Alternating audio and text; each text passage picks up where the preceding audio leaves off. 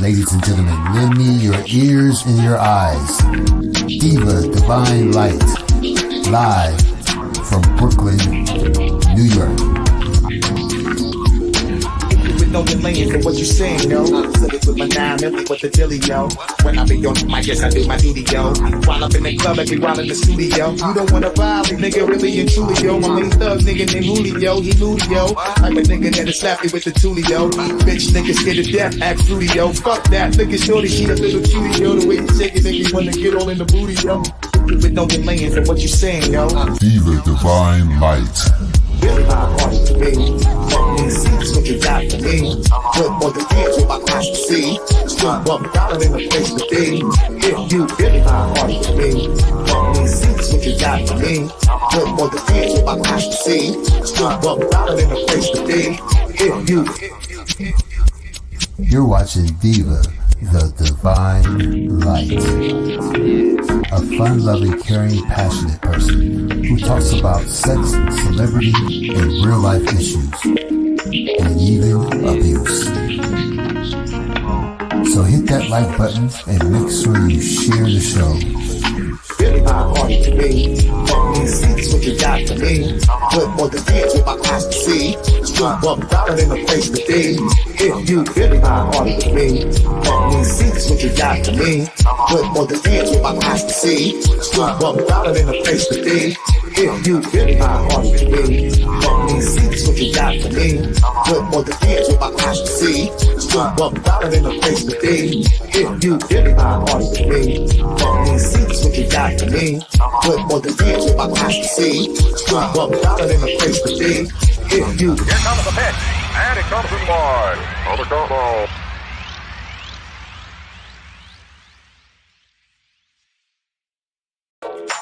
Ladies and gentlemen, lend me your ears and your eyes. Diva Divine Light, live from Brooklyn, New York. Know your lane for what you saying, yo. Said it with my 9 million with the dilly, yo. When I be on the mic, yes, I do my duty, yo.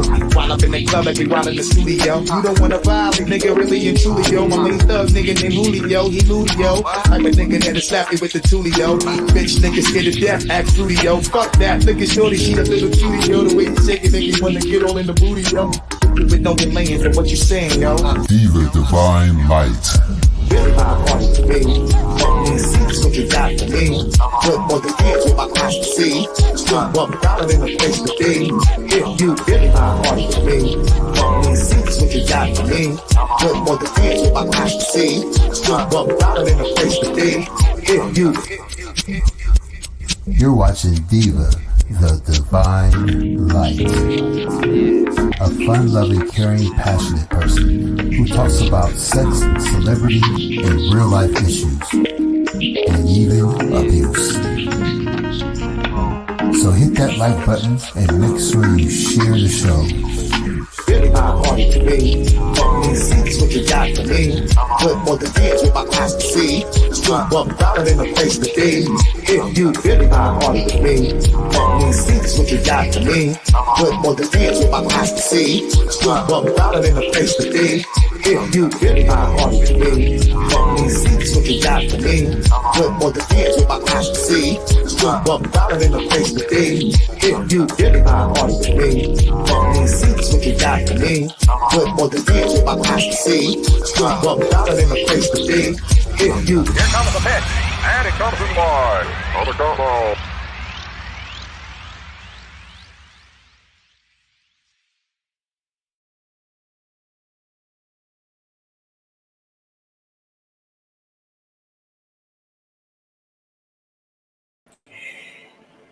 Yo, what's good with it? What's good with it, everybody? Hello, hello, hello. Microphone check, 1, 2. Sorry, I was a little delayed in the back. What's up, guys? How's everybody doing? I hope y'all doing good out there. What's good? What's going on? What's going on? Guess what, guys? Well, the government has come back. Yes, they have. Yes, they have. Guys, now y'all know this is some long shit. Y'all already know It's gonna be a long one. What's good? Let me say what's up to my peoples in the building. Nanya, what's up, my beautiful lady? Hi, baby. Cherie, what's up, lady? Wifey, what's up? What's up? My chuletas are in the building. Hey, honey bunny. What's good, mommy? What's good? What's good in the neighborhood? Well, like I said, the government has dropped the ball. Bam. They have dropped the ball on our Kelly. Yes, they have. Matter of fact, give me a second. Let me lower this background. I know my husband sees loud. Hold on.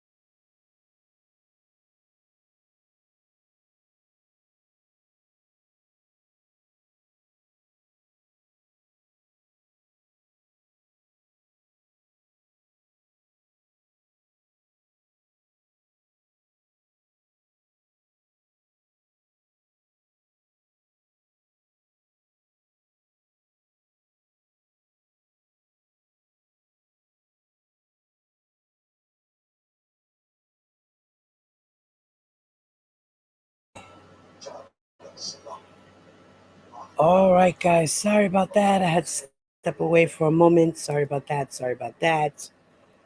I had to step away. I forgot I had to get my water, and I went to lower the TV, and I got a starburst.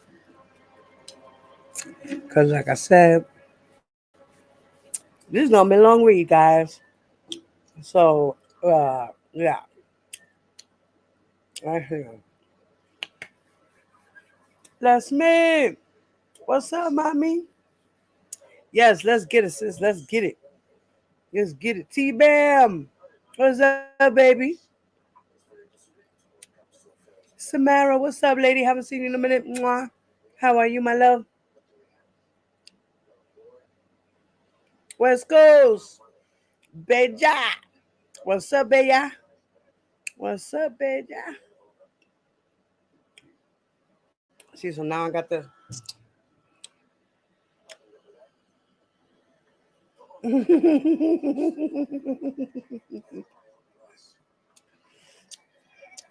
Mommy, you know how a true diva run. You know how a diva do. Listen, girl. So while I'm sucking on this, let me prepare this document for you guys. Hopefully my window isn't flaking out on me. It did that the last time. Look, babe. Look what it's doing. Look, it disappeared. What is that? Look. Okay, there we go. I don't know. My Adobe app is acting up. I don't know. Or the window of the actual StreamYard where you switch, to your window tabs and stuff like that, or your Microsoft tabs and stuff like that. I don't know. It's bugging out. Oh God. I think it's time for me to get a new computer, guys. That's where I'm going. Okay.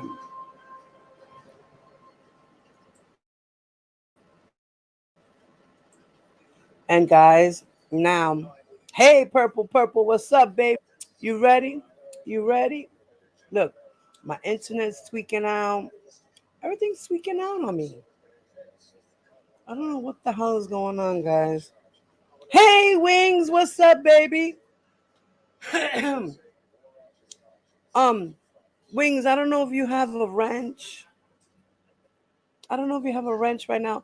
My devices are not with me right now because they're both being charged on the side. Thank you, my darling. Thank you, my darling. Thank you, Purple. Hey, Latrice, what's up? WKD, what's up, baby? WKD, let me tell you something. My husband be ready to do whatever. It don't matter. Don't matter where we be at, who around. But yeah, I'm just sucking on a Starburst girl. Or boy, whoever you are.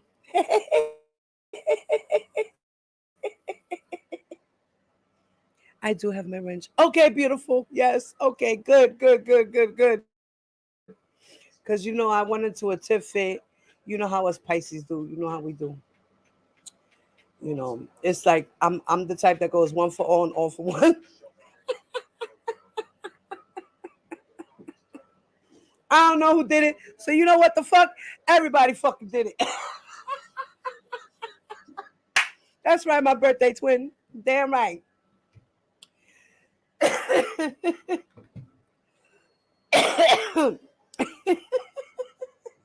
Right, Wings. You already know. Okay. Y'all know I already had just finished smoking too. SK. SK. SK.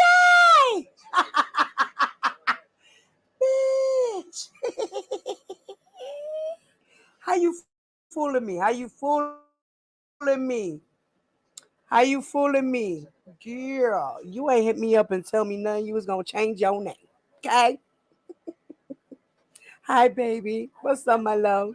How are you? How's your grandbaby doing? Girl, you gotta hit me up, ma. You already know when you get a chance. Send me that shot. Send me that email. I want to see the baby. You Pisces too, honey bunny? Girl, when's your birthday? When's your birthday? When's your birthday?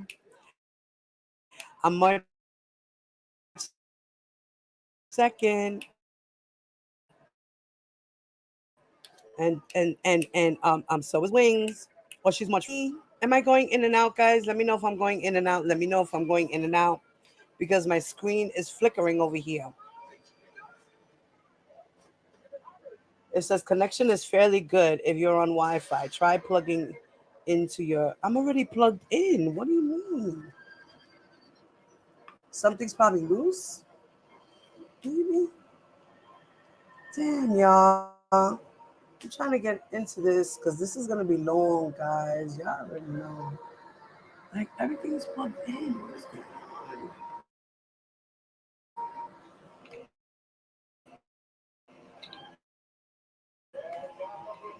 Okay.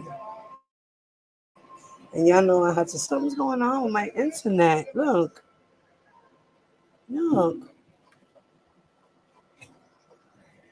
Why is it unstable? Babe, can you make sure all the plugs over there are, plugged? All in. How's my voice, guys? Let me know. Why you laughing, honey? You ain't tell me nothing, but you laughing. What you laughing about? So do you guys hear me? Can you hear me now? Give me a thumbs up. Let me know. Let me know. Give me a thumbs up. I don't sound choppy. I don't want to be like, and so, but you. I don't want to sound like that, guys. Please help me out. Give me a thumbs up. Latrice, give me a thumbs up. Somebody, anybody, give me a thumbs up. Let me know that I'm good and you can hear me. Shit. Because my thing is flickering over here, guys. Please, somebody let me know. Okay. Am I getting a delayed reaction? Like things are happening behind the scenes over here, guys. All right. And you guys can see my screen. I think I'm going to do it full layout. All right. Let's see. See? Okay, I sound perfect. Awesome. Thank you, my love. All right, now I'm gonna put it to full. Yeah, see my internet's acting weird. Sound loud and proud over here. Yo, wings. You know I'm deaf in the left ear. Never on the left because my right's my good ear. Ow, ow. It must be the Zaza girl. The Zaza was good, girl. Girl, I haven't smoked a fucking bluntville, okay, and like I don't know how long. So I'm a little giddy, guys. I'm giddy, okay? Let's giddy with the Zaza. All right. Enough of the goofing off. Y'all already know I be gagging. All right.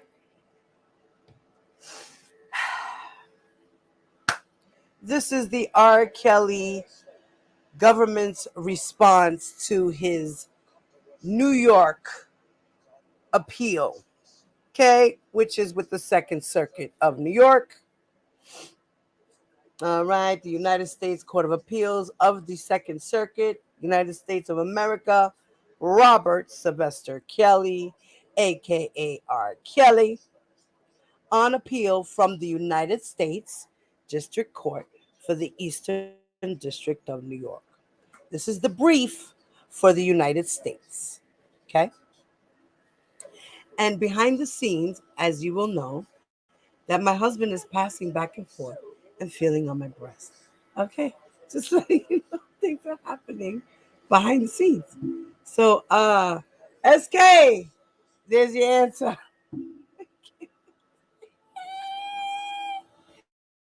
I can't, guys.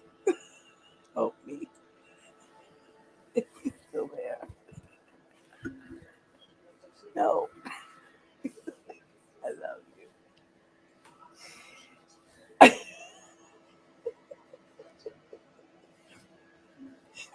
Yo. I he just scratched the shit out of my back. Oh, David, leave me alone. All right. Okay, sorry about that, guys. I am sorry. I apologize. Okay, he's coming. I wish I could have the call. He's coming in my mouth. Right. SK2 TMI. Seriously, honey. Tell him he gotta go away. The remote's right there, puppy. I left it right next to you. So you were late. Okay. Yeah, it's the best paperwork ever, girl. All right. Enough.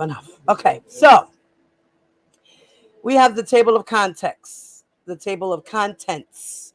Sorry, my apologies. So, this is the table of contents, okay? And they're going to put the preliminary statements up in there, the statements of facts, the superseding indictment and trial conviction, the trial. They're going to talk about the racketeering enterprise, the overview of it, Kelly's genital herpes diagnosis. Maybe we should get straight to that one. Bribery to obtain a fraudulent identification document for Aaliyah Houghton. Yeah.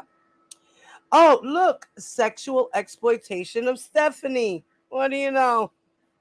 Mann Act violation, forced labor, and the sexual exploitation of Geronda. Then we have the Mann Act violations, sexual exploitation and forced labor of Jane, which are counts 2, 3, 4, and 5. Okay. Then they have RA, which stands for racketeering acts. Okay. So let's just go through that. Okay. We have the bribery, right? Then we have which is the Racketeering Act 1. Okay. I guess some of my things been acting up, so I don't want to highlight it because it's acting up. Then, and this is for Aaliyah, the Racketeering Act 1. Then you have the sexual exploitation of Stephanie, and that's Racketeering Act 2. Then we have Mann Act violation, forced labor, and sexual exploitation of Geronda, and that's Racketeering Acts 5, 6, and 7. Okay. Then you have Mann Act violations, sexual exploitation and forced labor of Jane, and that's counts 2, 3, 4, 5, and racketeering's counts 8, 9, 10, and 11.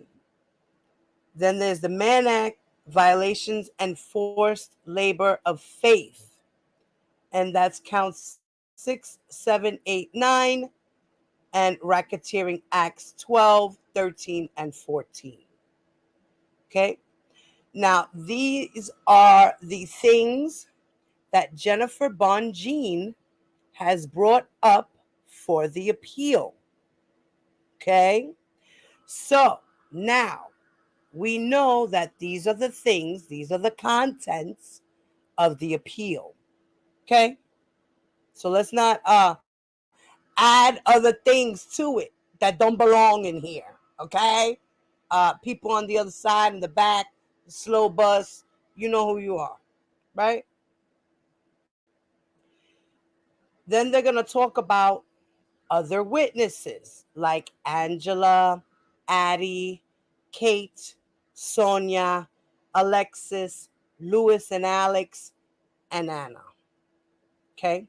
Now, these other witnesses are just that, witnesses, but they were also what they call bad acts, right? We spoke about that. We've talked about it. We know what bad acts are. They're uncharged acts. So these people could have been charged in here if the government really wanted to, but the government used their discretion to use them as witnesses instead, to corroborate the other girls, the other 6 girls that R. Kelly was being charged with as evidence. So these people were used as corroborating evidence to the other girls' testimonies, as well as showing evidence to the enterprise and the means and the methods of the enterprise. Okay? So let's just understand that. Okay? The people way in the back that don't understand, like, Levi. Yeah.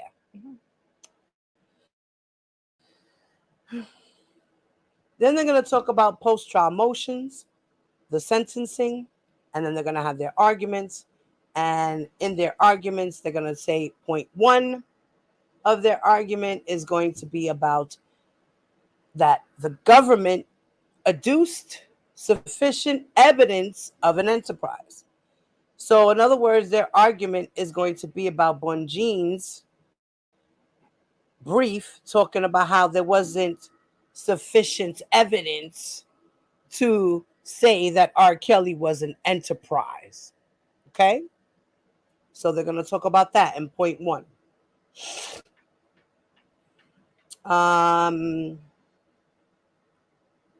Okay, and in that, they're going to talk about all of this. The standard of the review, the applicable laws, the waiver and the forfeiture, RICO enterprise requirements.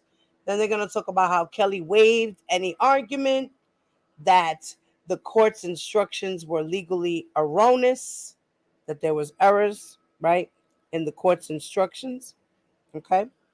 As well as the argument about it was not plain error to permit the jury to find that individuals shared a common purpose that was not illegal.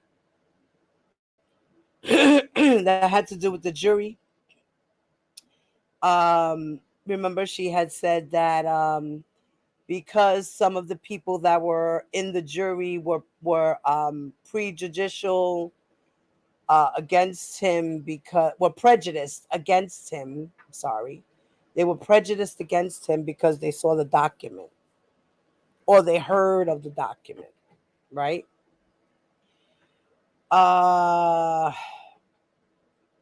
And then they're going to talk about the evidence of the charged common purposes, that it was overwhelming, okay?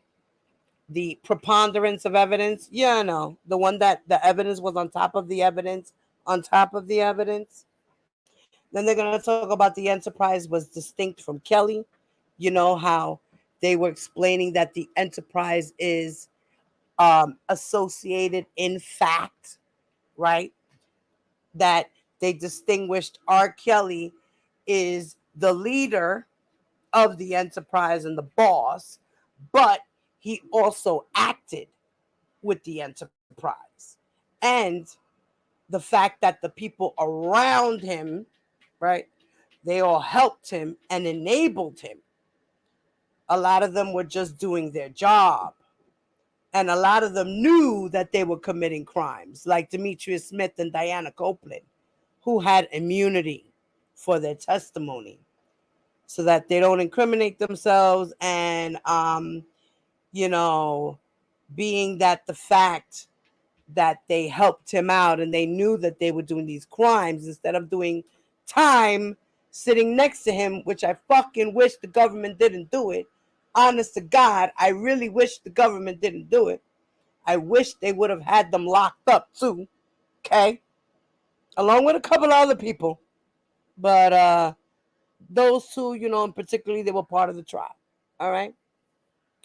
So I'm just going with the law and the facts in the trial. I'm not going to add other people I wish that were really in there. You know what? It is what it is. But the government did what they had to do. And at the end of the day, they wanted the shark. They didn't want the little fish. But they needed the little fish to get to the big fish. So, yeah. And then they talk about point 2. The government adduced sufficient evidence to support the jury's verdict as to the remaining counts. So there was, Bonjean was arguing about that there wasn't enough evidence to support the jury's conviction, that they came back with the guilty verdict. Okay. And it's because of the counts 6, 8, and the racketeering acts 8A, 12A, 14A, transport with intent to engage in illegal sexual activity, yada, yada, yada, yada, yada, yada, yada. Right? Then they got point 3. So this is a lot. Point 4, point 5. It's a lot, guys. And then the end is their conclusion. All right. And then these are all the states. These are all the laws that they entered into their brief. So they used a lot of these laws to say that they are entitled to do it the way they did according to these laws. these cases that were presided over and are now precedented, and they were entered as cases that you can compare when you're putting somebody in jail. And then you got statues. And these are the statues that he was convicted with, that they looked upon, that said, okay, well, 1961 has to do with racketeering, 1962 as well, right? The others have to do with um, the exploitation, and I forgot what the other ones are. And then you have the codes for the herpes and things like that, the STDs. And then you have the criminal procedures and the evidence, the federal rules of evidence. Talks about more stuff. It's a lot of stuff, guys. We're talking about 147 pages. Okay, so preliminary statement. Defendant Appellant Robert Sylvester Kelly, also known as R. Kelly, appeals from an amended judgment entered in December of 2022 in the United States District Court for the Eastern District of New York. Donnelly J. Convicting him, Judge Donnelly, convicting him after a 6-week jury trial of racketeering, 3 counts each of Mann Act transportation to engage in illegal sexual activity and Mann Act coercion and enticement to engage in illegal sexual activity, and 1 count each of Mann Act coercion of a minor to engage in illegal sexual activity and Mann Act transportation of a minor with intent to engage in illegal sexual activity. The district court sentenced Kelly principally to a sentence of 360 months imprisonment to be followed by 5 years of supervised release, as well as a $100,000 fine and approximately $379,649 with 90 cents in restitution. On appeal, Kelly challenges 1. The proof of a legally cognizable enterprise within the meaning of RICO. 2. The evidence supporting the jury's verdict on various of the Mann Act violations and forced labor racketeering acts. 3. The constitutionality of certain state laws on which the Mann Act convictions were predicated. 4. The constitutional adequacy of trial counsel during voir dire. 5. The district court's admission of certain evidence. And 6. The district court's determinations in ordering restitution and authorizing the seizure of certain funds. These arguments are without merit, and the court should affirm Kelly's conviction and sentence.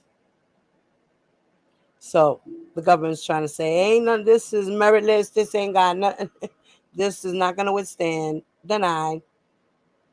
Now, the statement of the facts.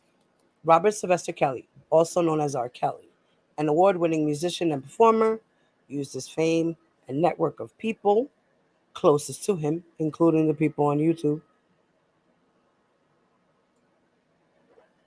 who profited from his successful career and who were compensated because of their willingness to enable and perpetrate his activities, to target, groom, and exploit young men and women, including minors, for his sexual gratification. And that is a fact. And that's why he's where he's at. The superseding indictment and trial conviction. In March of 2020, a grand jury in the Eastern District of New York returned a third superseding indictment, the indictment, charging Kelly with racketeering in violation of 18 U.S.C. 1962C and various violations of the Mann Act, 18 U.S.C. 2421-24, relating to illegal sexual activity with Jane and Faith. Because many of the government's victims' witnesses testified using a pseudonym or their first name only, the government refers to the victims by their pseudonym or their first name, even whereas with Aaliyah and Geronda, their full names were disclosed at trial. Okay, so parenthetical references. The A, the SPA, SA, and GA are to Kelly's appendix. So when you see an A or it says SPA or SA and GA, those are points where R. Kelly's brief in his appendix, in certain areas of his brief, all right, in his special appendix. Now, his sealed appendix and the government's appendix, respectively.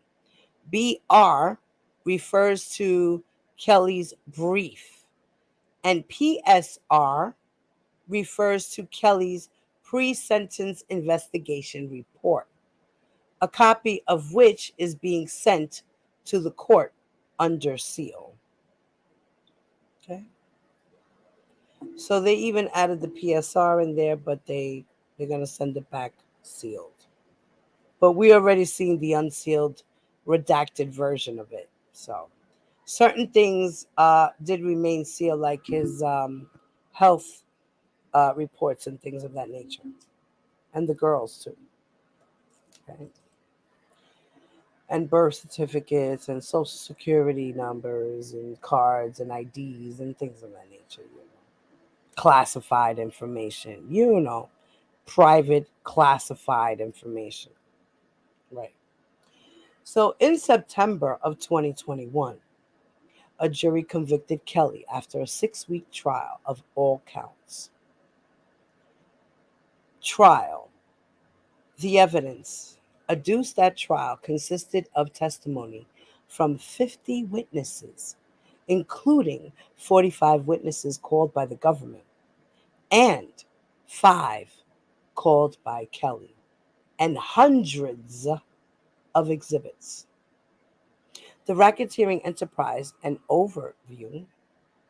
Since the 1990s, Kelly led an organization comprised of an inner circle of employees and associates, including a business manager, an accountant, recording engineers, personal assistants, runners, drivers, security personnel, and members of his entourage who promoted his music and brand, but who also enabled Kelly's use of his fame and organization to engage in abusive and illegal sexual relationships with a number of victims, often minors, including sexual activity without disclosing a sexually transmitted disease, STD, that Kelly had contracted,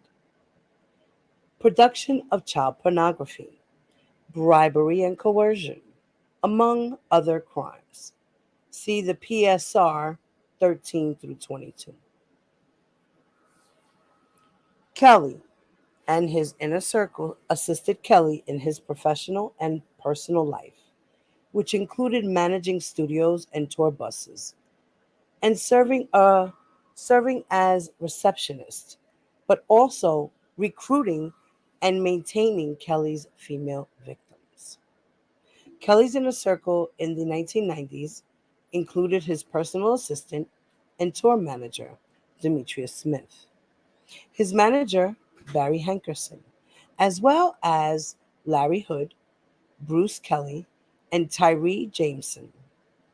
After Hankerson, Daryl McDavid served as Kelly's manager and accountant. At various times between 2003 and 2011, Tom Arnold served as Kelly's studio manager, road manager, and personal assistant.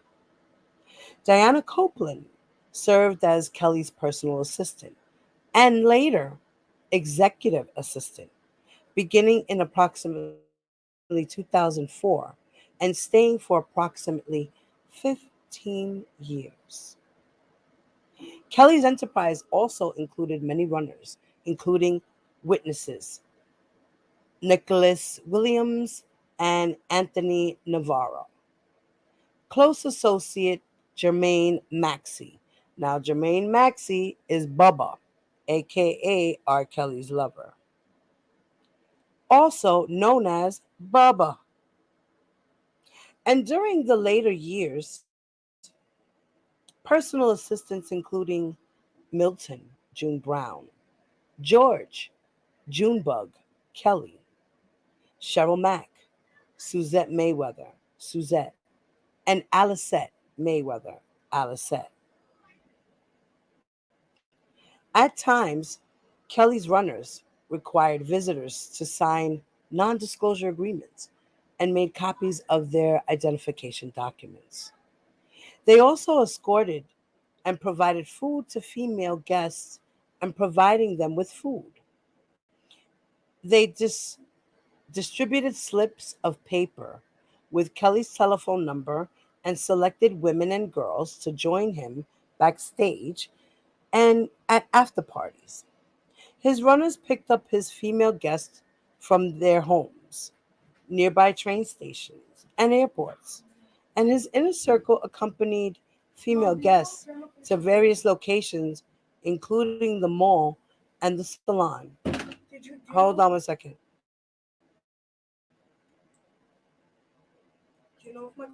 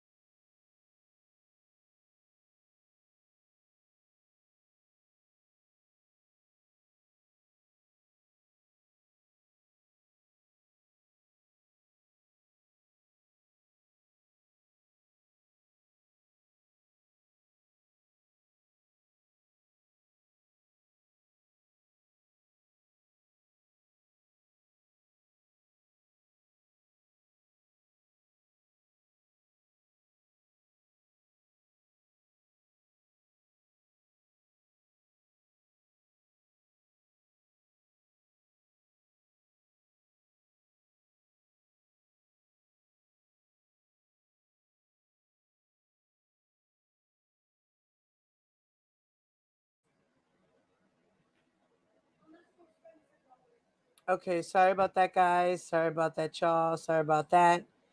Guys, my bad. I cannot see the chat, okay? My devices are down right now. They're charging. They're sitting over there and they're charging.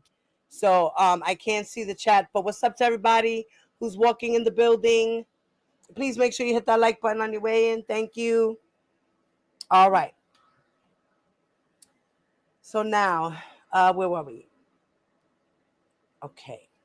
One of Kelly's drivers drove one of Kelly's female guests, a 16-year-old girl, from a mall in Jacksonville to meet Kelly in Miami. A 5.5 hour trip. His inner circle carried Kelly's backpack, which contained, among other items, iPads that he used to record sexual activity. Kelly's inner circle also assisted Kelly's female guests in arranging their air travel and hotel rooms, allowing them to visit Kelly across the United States. They picked up medication to treat Kelly's genital herpes. Kelly also expected them to make sure that his female guests and girlfriends abided by Kelly's rules, including keeping them controlled and confined. They stood guard when Kelly required his victims to stay in a particular place as punishment for breaking one of Kelly's rules.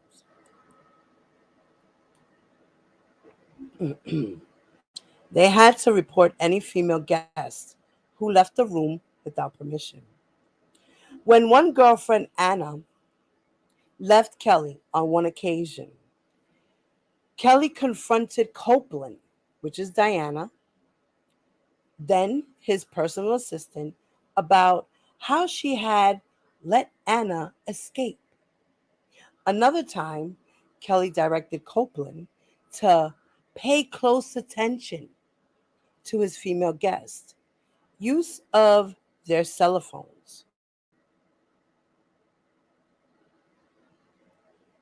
Now, text messages forwarded by Kelly to Copeland directing, "You should pay close attention to the girls' phones, I would say, especially Jane, and what exactly they do on them." Members of Kelly's inner circle also had to enforce the punishments Kelly pronounced on his victims. On one occasion, Kelly confronted assistant Suzette after he learned that she had let a girlfriend, Dominique, off the tour bus without first obtaining Kelly's permission. When Kelly learned that on another occasion, Dominique had shared personal information about herself with Suzette, Kelly confronted Suzette about the rule violation, leading Suzette to lie to Kelly because Suzette feared what Kelly might do to Dominique otherwise. Now, Kelly relied on his inner circle and required them to abide by several rules, including signing non disclosure agreements and obtaining Kelly's approval before carrying out even the most mundane of tasks, such as allowing a guest to go to the bathroom. He also required his inner circle to carry out his demands without question and to be fiercely loyal. For example, Kelly told Cheryl Mack about a lawsuit filed against him by a 17-year-old aspiring female singer and instructed Mack that she must pick a team. Kelly then threatened Mack that in these types of situations, people come up missing. Kelly also fined members of his inner circle by withholding funds owed to them if they disobeyed his orders. In addition, Kelly required several members of his inner circle to write letters falsely confessing to bad conduct and provide those letters to Kelly so that Kelly could use them for his protection. B. Kelly's genital herpes diagnosis.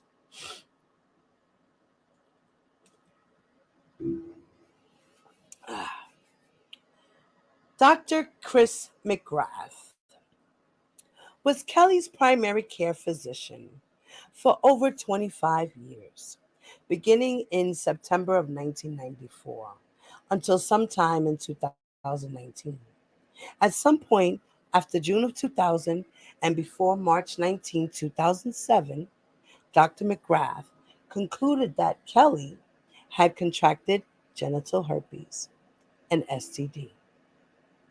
Dr. McGrath told Kelly that Kelly had genital herpes and advised him to inform his sexual partners of this fact so they could make a decision whether or not to have sex with you or not. And Kelly confirmed he understood and that he should use a condom when having sex. C. Bribery to obtain a fraudulent identification document for Aaliyah Horton. In approximately 1992 or 1993. Now, before I continue, let me just read that one more time, okay? Bribery. R. Kelly was convicted for bribery, okay, to obtain a fraudulent identification document for Aaliyah Horton, okay? Now, you got these crazy groupies, fans, stands, all these crazies out here running around saying, Demetrius Smith, forged documents, this, that, and the third. That's what it was about. He forged documents. The marriage license was fake. Da da da da da. No, that's not what happened. That's not what happened. What happened was he bribed the person at the welfare office to give her a welfare ID stating that she was 18 years old so she could get the marriage license so that her and R. Kelly can sign the marriage license. And then they can go get married and then get a marriage certificate. Okay? For you fucking taran slow bus motherfuckers. Okay? I really didn't want to curse, darn it to heck, but the Tourette's. So, in approximately 1992 or 1993, Kelly began sexually abusing Aaliyah Horton.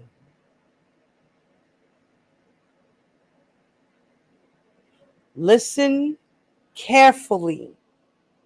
Approximately 1992 or 1993.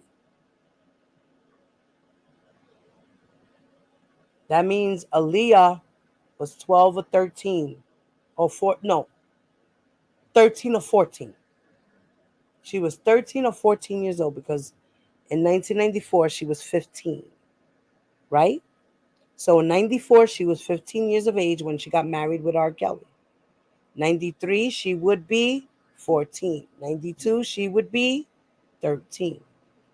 Now, Kelly began sexually abusing Aaliyah, an aspiring musical artist, when she was 13 or 14.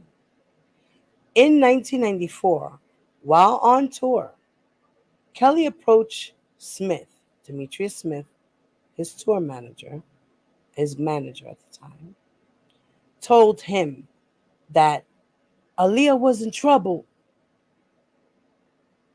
and instructed him to make flight reservations immediately to Chicago.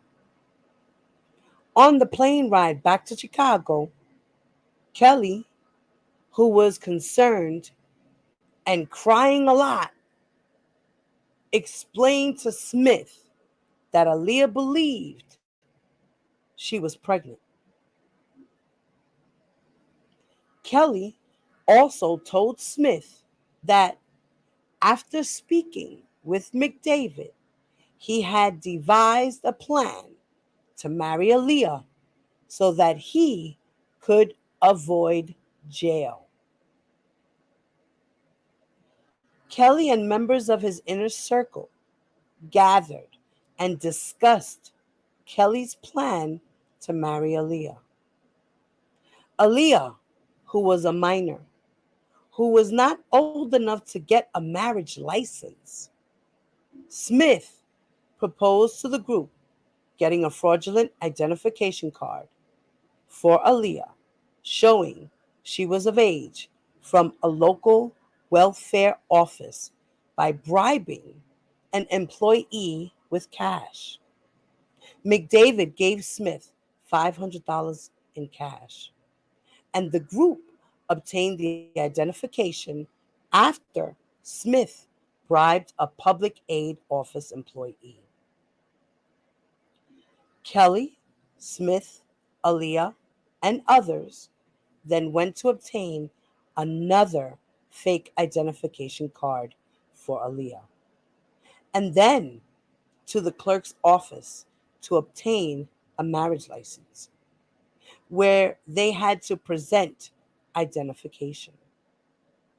Based on the information provided, including the marriage application falsely listing Aaliyah's date of birth, the clerk's office issued Kelly and Aaliyah a marriage license.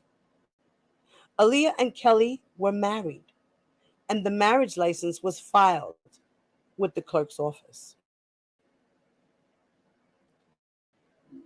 A few minutes after the ceremony, Kelly Smith continued Kelly's tour. So he married Aaliyah because he thought that she was knocked up. He said, "Good, we got married. Now she won't get in trouble. I won't get in trouble. Everybody will be happy. She can have the baby." Yeah, no. That was his plan, right?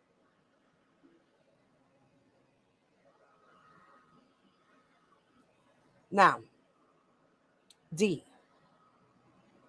The sexual exploitation of Stephanie. The Racketeering Act 2. During the summer of 1998, a 16-year-old girl, Stephanie, was at a McDonald's restaurant in Chicago when a man asked her age. When Stephanie responded that she was 16, the man gestured over to Kelly, seated nearby, and told Stephanie that Kelly wanted her to call him and gave Stephanie Kelly's phone number. Stephanie did not call Kelly at that time.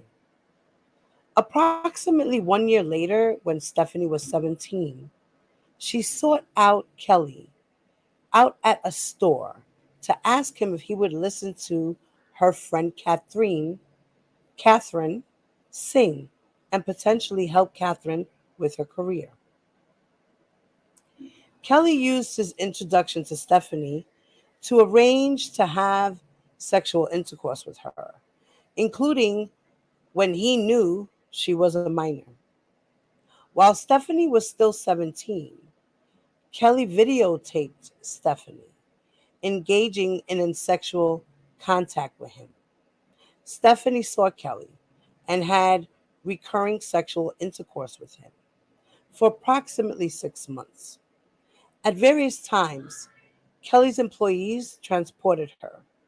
Stephanie described Kelly as controlling, intimidating, and her sexual interactions with him, including being instructed to have oral sex in front of others, as humiliating. Kelly taught Stephanie his rules.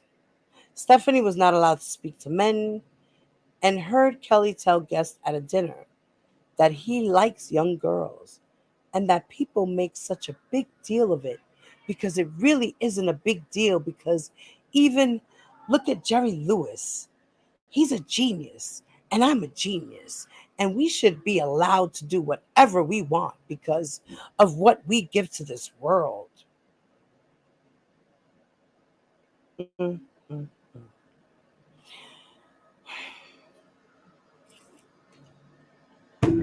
Really, R. Kelly?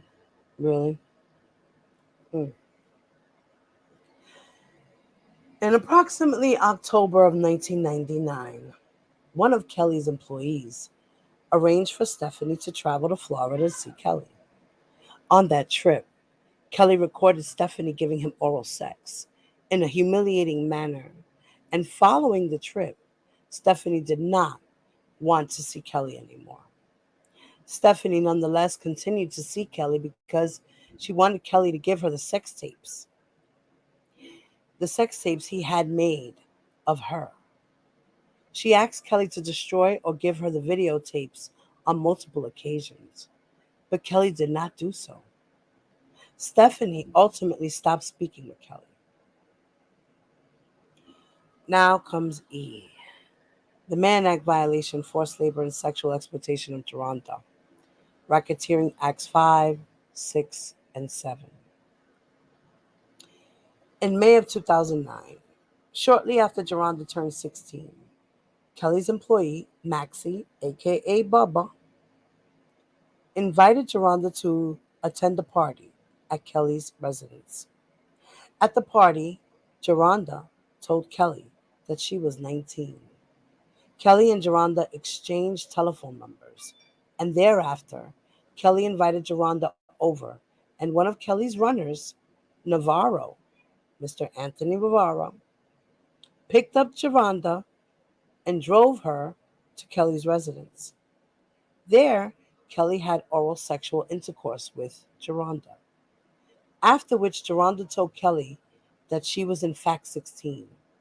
Kelly told Geronda to tell others that she was 19 and then had vaginal intercourse with her.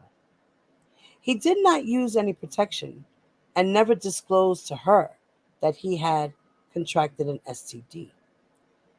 Kelly arranged for a runner to bring Geronda an envelope with $50 and take her to a nearby train station when done. And 2009, R. Kelly made Trapped in the Closet because what? He had the package, y'all. He had the package. That's why he made the Trapped in the Closet-ish series, because he had the package. And he knew he was spreading the package. He was telling his story. He had sex with the married wife whose husband was a cop, right? Yeah, all that good stuff. The gay guy, all that stuff. Yeah. During the ensuing approximately 6 months that Geronda spent with Kelly, Kelly continued to engage in unprotected sexual intercourse with her, and Geronda contracted genital herpes. So Geronda had herpes too. Geronda told Kelly, and he arranged for a doctor to examine her and give her medication. While they were together, Kelly regularly recorded Geronda engaging in sexually explicit activity. While she was with Kelly, Geronda also learned about certain of Kelly's rules. When Geronda broke one of Kelly's rules, or otherwise failed to meet his desires, Kelly physically assaulted her and told her that she was on punishment. Kelly also had Geronda sign a non-disclosure agreement and write false letters that would discredit any claims she made against Kelly. For example, claiming that Geronda had stolen from Kelly and that her sister had arranged for her to falsely claim that Kelly gave her genital herpes. In January of 2010, when she was still 16, Geronda broke one of Kelly's rules, angering Kelly. Kelly slapped her, choked her, until she briefly passed out, spit on her, and told her to put her head down in shame.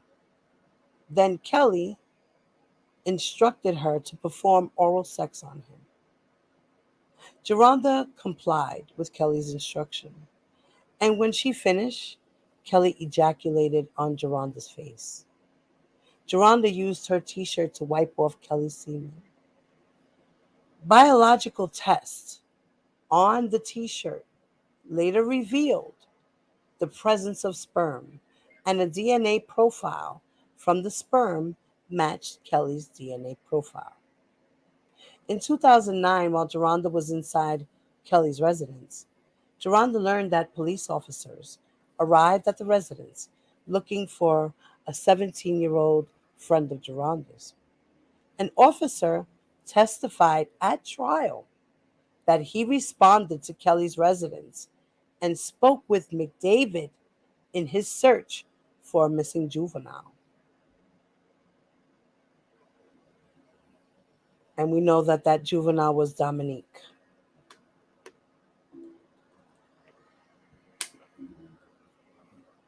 So, Mann Act violations, sexual exploitation, and forced labor of Jane. Jane, as we know, is to be the famous Jane Doe number 5, the Clary daughter. Okay? That R. Kelly's out here saying 95% of his case has to do with her. Okay? After hearing all of that, 95% of R. Kelly's case, according to him, has to do with only this one girl that we are going to speak on. Okay? So let's just listen and think about how delusional R. Kelly is. Okay? I'm going to read this and we're going to see how delusional he really is. Because, you see, we already read A all the way to E. We're now on F. Okay? We're now on F. So that means that this girl is not the only issue in this case. Okay? All right, Kelly. Sit down. Thank you. Mann Act violations, sexual exploitation, and forced labor of Jane. Counts 2, 3, 4, and 5, and racketeering acts 8, 9, 10, and 11. Now, Jane was 17 when she first encountered Kelly at a concert in April of 2015. Kelly had one of his associates provide Jane with his phone number, which Jane later called. Jane told Kelly that she was an aspiring singer, and Kelly invited Jane to audition for him at his hotel. Jane also falsely told Kelly that she was 18. When Jane arrived, Kelly would only listen to Jane audition after she engaged in oral sex with him. Thereafter, Kelly arranged for Jane to travel across the country to meet him while he was on tour, including in California. Now, Cheryl Mack was aware of Jane's true birth date and arranged for Jane's travel, which was paid for by Kelly. Kelly had sexual contact with Jane while they were in California, and there Kelly began to teach his rules to Jane. Around this time, Jane and Kelly first had vaginal sexual intercourse. Now, let's listen to that and remember that, okay? So, the first time he met Jane Doe number 5, he only had oral sex with her. He had oral sex with her. The first time he actually had intercourse with her was when they went to California.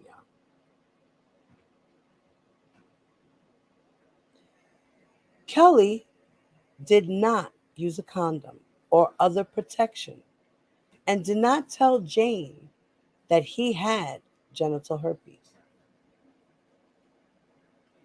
Jane spent the summer of 2015 with Kelly, traveling to shows and staying with him in Chicago.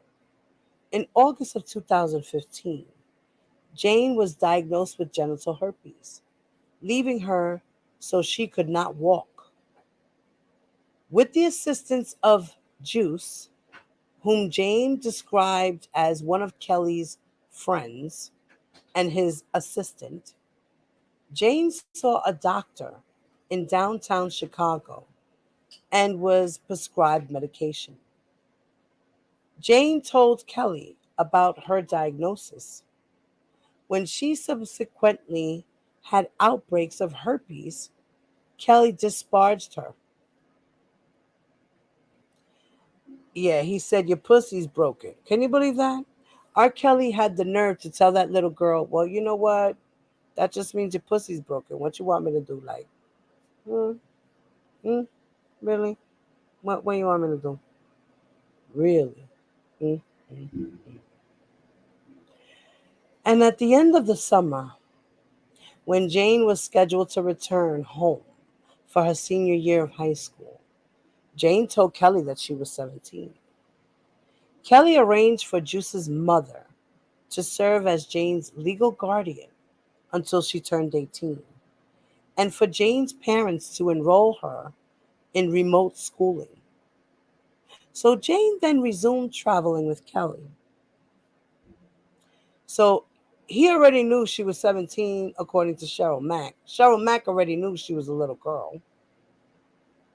And then R. Kelly found out about it later, slapped her, and then still took her back. But the parents let her. Go figure. Right. Now, during this time, Jane explained in text messages to her friend that if she were to become pregnant, Kelly would want her to have an abortion because she was not 18 yet. While Jane was still 17, Kelly recorded Jane engaged in sexual activity with him. Jane continued, which, as we know, would be child pornography, right? So Jane continued to live with Kelly until his arrest in July of 2019, as did other women.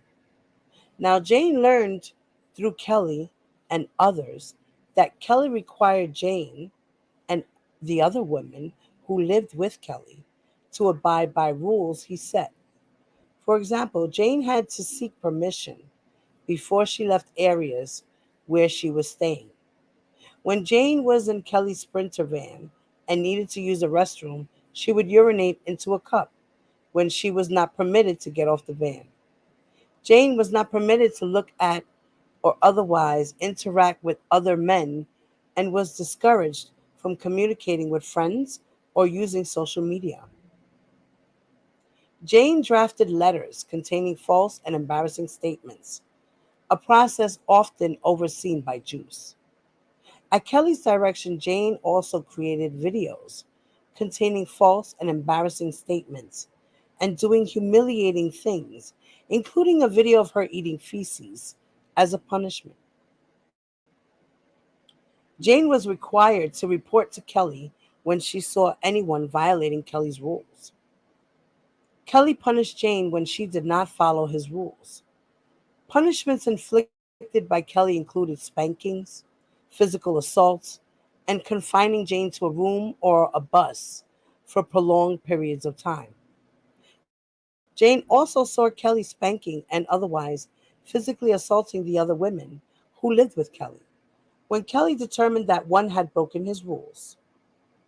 Also required Jane to have sexual contact with other men and women at Kelly's direction, often recorded, including the women living with Kelly, his assistants, and Alex. A man she had never seen before, Kelly directed her to have sex with him.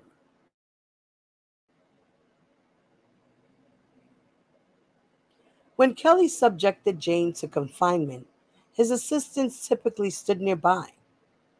One of Kelly's employees saw Kelly's females, guests, and girlfriends urinating cups on the Sprinter rather than finding a restroom.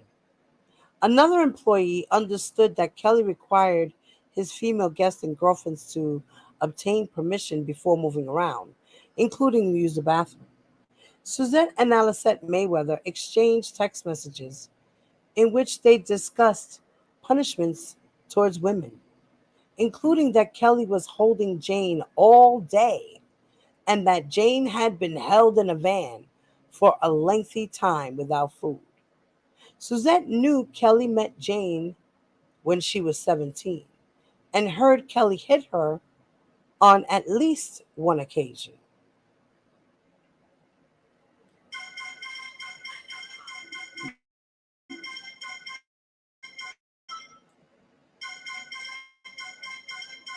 Hold on 1 minute, guys.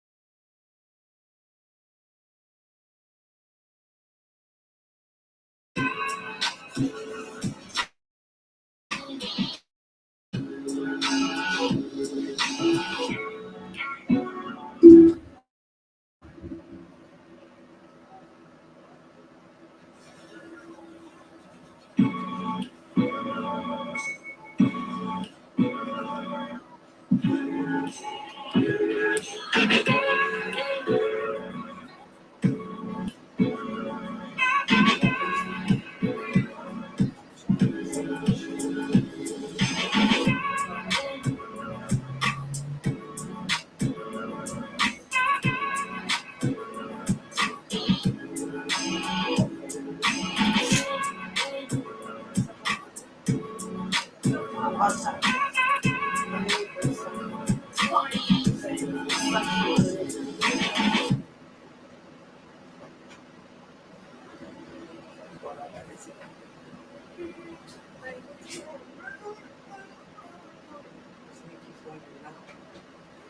know how excited I am, Mom?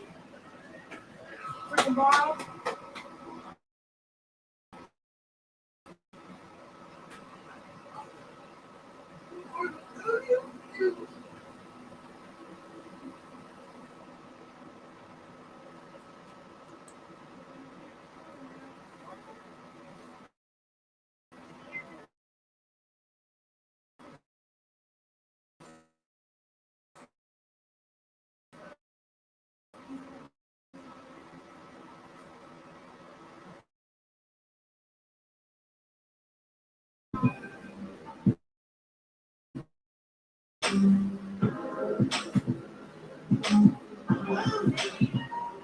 I can't wait for tomorrow.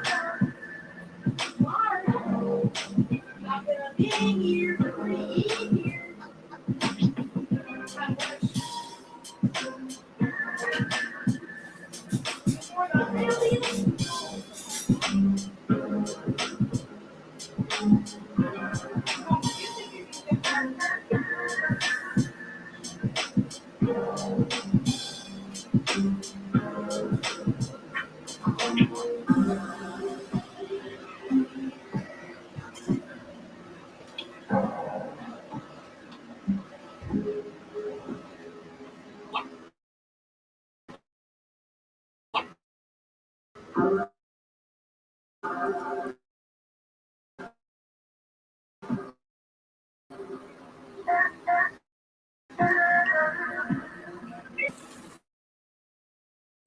Right, guys.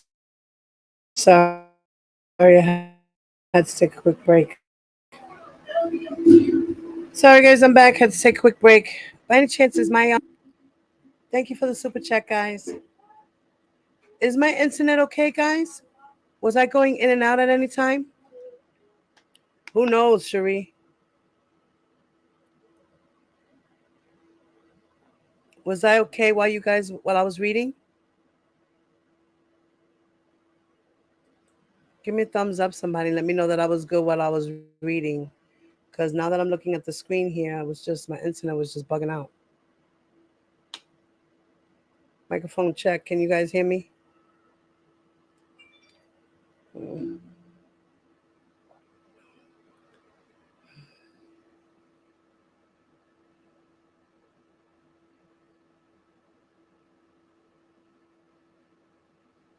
Okay, thank you. Hey, Rockin'. What's up, Mama? What's up, Aisha? What's up, Tasha?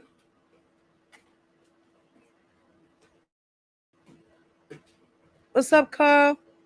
Hi, baby. What's up, Hammer Time?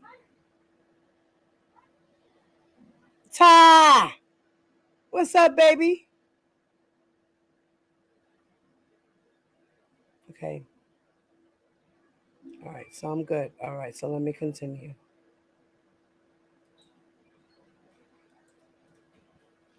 Okay. Now, we're on letter G. Mann Act violations and forced labor of faith. Counts 6, 7, 8, 9, and racketeering acts 12, 13, and 14. Faith met Kelly in March of 2017 when she was 19.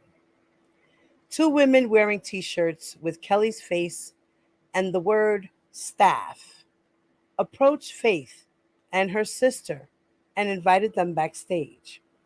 No one checked Faith's ID before entry. Kelly gave Faith his phone number, and the two later began communicating by phone. Kelly invited Faith to come see him on tour and told her that his assistant, Diana Copeland, would make travel arrangements, which she subsequently did, paid for by Kelly. Faith traveled from Texas to New York to see Kelly in May of 2017. Kelly had sexual intercourse with Faith in her hotel room while filming using his iPad. Kelly did not use a condom and did not inform Faith that he had genital herpes. Prior to engaging in sexual intercourse with her, afterward, Kelly indicated that if Faith was really like 16, she can tell Daddy. At Kelly's direction, Faith stayed in her hotel room for the duration of her trip. In the months that followed the first New York trip, through Copeland, Kelly arranged for Faith to travel to see him in various cities, including Chicago, Los Angeles, and New York. In each of those locations, Kelly either engaged in sexual intercourse with Faith or had Faith give him oral sex when Faith told him she had her period.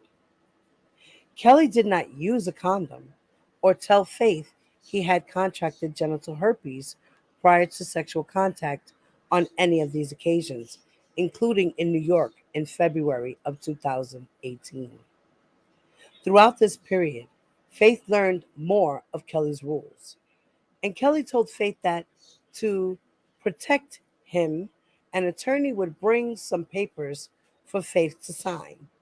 Though ultimately the lawyer did not show up, Kelly also said he needed Faith to write down something embarrassing about her family that she did not want anyone else to know. During the conversation, Kelly told her he had a group of girlfriends that he raised. Thereafter, he told Faith to send a text message to his various phone numbers stating, "Daddy, I want to be with you and the girls." Though Faith had told him she did not want that. On one occasion, when Faith was in the back of Kelly's Sprinter van for hours with one of Kelly's girlfriends, Joy, Faith had to use the bathroom but could not get out of the van because it was locked. After Joy told Faith that she had to ask first, Faith contacted both Copeland and Kelly. After Faith texted Copeland that she was about to pass out, Copeland and Kelly finally came back to the Sprinter and drove Faith to use the bathroom. Copeland followed her there. Though Copeland did not use the bathroom herself, Copeland stood outside the bathroom stall. Kelly became increasingly controlling in his communications with Faith, who tried to follow his rules. During a trip in Los Angeles, Copeland directed Faith to visit a recording studio, where she waited outside in Kelly's Sprinter van for hours. Copeland eventually took Faith inside the studio and left her in the room. Kelly briefly entered, but Faith did not stand up and greet Kelly when he came into the room, and he left. Several more hours went by before Kelly returned. When Kelly returned to the room, he told Faith that he would have her returned sooner if she had greeted him properly the first time. Kelly then directed Faith to take off her clothes and walk back and forth. Faith falsely told Kelly that she had her period because she did not want to have sex with him. Kelly sighed and said, "Well, why did you come?" Kelly directed Faith to a smaller room, and when she entered, she saw a gun lying on an ottoman. Kelly moved the gun near him, sat down in a chair, and told Faith to stand across from him. He then told Faith to pose and took photos of her with his iPad. While becoming irritated and complaining that she was not being sexy enough, Kelly then asked Faith a series of intimate questions and told Faith there would be consequences if she did not answer truthfully. Kelly then pulled out his penis, grabbed the back of Faith's neck, told her to suck his dick and pushed her forward so her mouth so that her mouth contacted his penis. Kelly's gun remained nearby when this occurred. Faith was intimidated and did not want to give Kelly oral sex, but she did. Throughout, Kelly's hand remained on the back of her neck, guiding her. Faith did not feel like she could leave the room because she was under Kelly's rules, and he had a weapon, so she wasn't even going to step out of line. Following her final trip to New York in February 2018, Faith stopped seeing Kelly and eventually sued him. Afterward, Kelly arranged for compromising photos he had taken of Faith to be sent to her lawyer with a letter threatening, among other things, to release the photos publicly if she did not abandon her lawsuit and stop speaking publicly about Kelly. Faith did not withdraw her lawsuit. Thereafter, Kelly's associate, Don Russell, sent threatening texts to Faith and her mother and created a Facebook page called Surviving Lies, where he ultimately followed through on those threats and publicly posted graphic photos of Faith. Now we're down to H. I'm talking about other witnesses. Witness number 1, my girl, Angela. We love you, Angela. First met Kelly through her friend, Tiffany, in 1991, when Angela was 14 or 15, and aspired to sing and dance. Tiffany brought Angela to Kelly's apartment in Chicago with 2 other high school girls.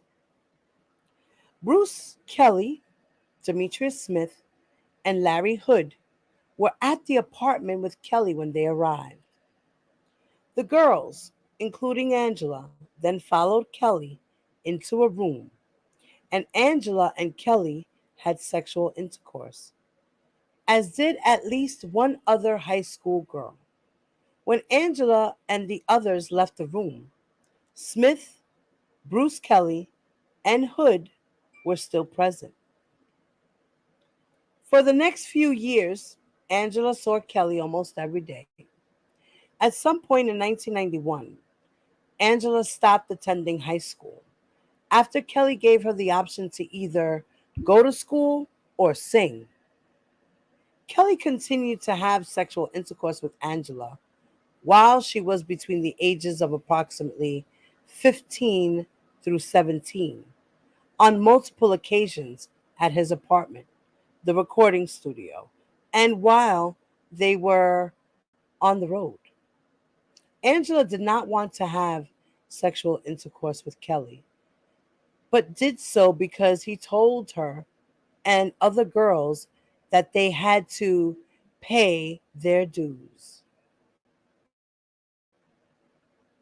Angela also met Aaliyah and saw her regularly. In 1992 or 1993, Aaliyah joined Kelly on tour, and during a stop in Washington, D.C., Angela saw Kelly perform oral sex on Aaliyah in the tour bus. We love you, Aaliyah.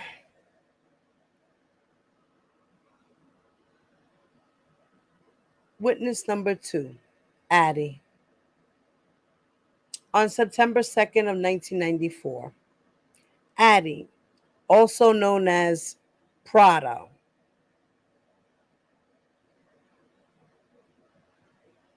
Ardelina Prada, Addie, aka Addie, Miss Prada.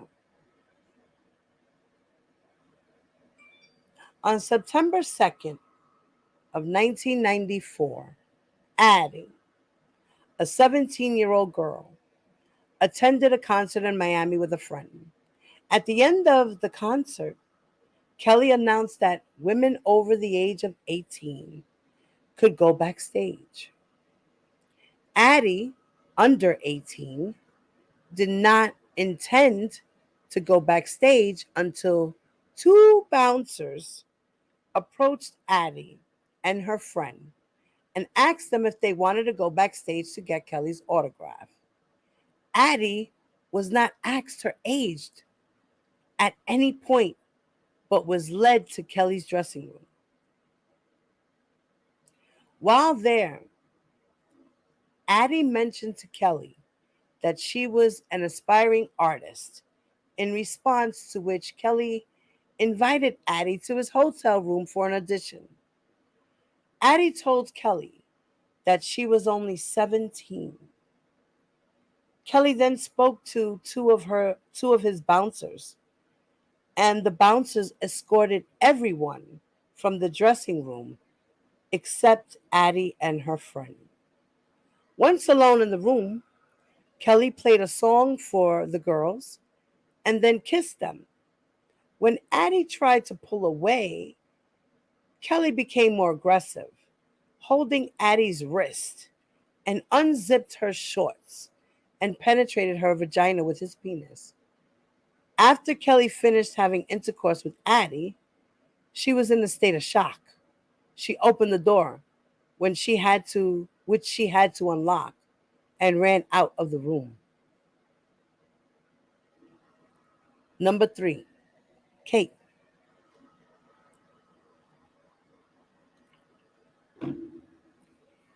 Kate met Kelly in 2001 when she was 27 and living in Chicago. Kate had a sexual relationship with Kelly. Kate expressed to Kelly that she was concerned that she might contract an STD and asked him whether he would use protection, but he said he would not. Kelly did not disclose to Kate that he had any STDs. While she was still in a sexual relationship with Kelly and not in a sexual relationship with anyone else, Kate contracted genital herpes. Kate told Kelly that she believed that he had transmitted an STD to her.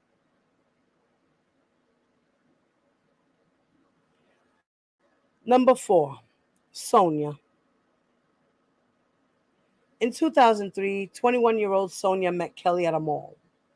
Sonia, hoping to get an interview with Kelly to kickstart her career at a radio station, contacted Kelly, and after Kelly or a member of his entourage gave Sonia paper with Kelly's telephone number.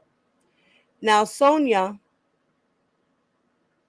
Kelly invited to travel to his studio, purportedly to conduct an interview with him. With travel arranged by one of Kelly's associates, when Sonia arrived, one of Kelly's associates asked Sonia if she needed protection, which he explained meant condoms. Another associate took Sonia to a room where she remained for approximately 3 to 4 days. At some point, one of Kelly's associates brought her a beverage in a cup. She consumed it and became extremely tired. She awoke thereafter to find that her underwear had been removed and felt a wetness in her vagina area on her thighs. She saw Kelly in the corner of the room doing up his pants and belt. After Kelly left, one of Kelly's associates entered the room, told Sonia not to tell anyone about her time at the studio, made her sign a confidentiality agreement, and said, "Don't fuck with Mr. Kelly," which she took as a threat. Now, 5, Alexis.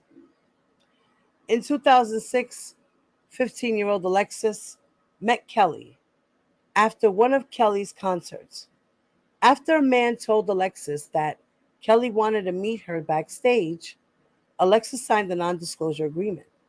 Thereafter, Kelly arranged for his bus driver to transport Alexis by bus from Jacksonville to Miami to meet Kelly in Miami.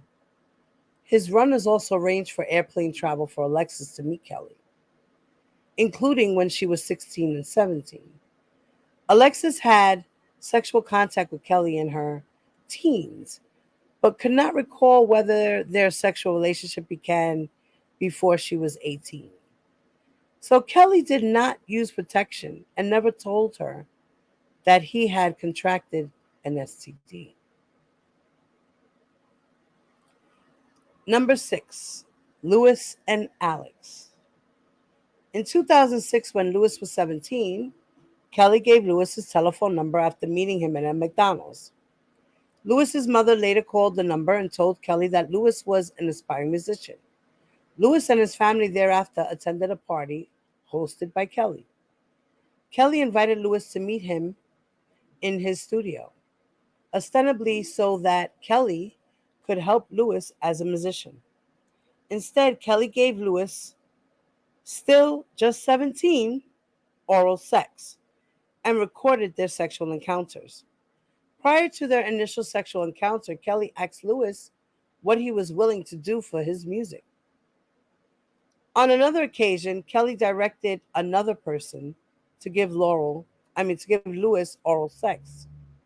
Lewis introduced Kelly to his friend, Alex, who was a year younger than Lewis, and Kelly began to communicate by phone with Alex when he was 17, eventually beginning a sexual relationship with Alex.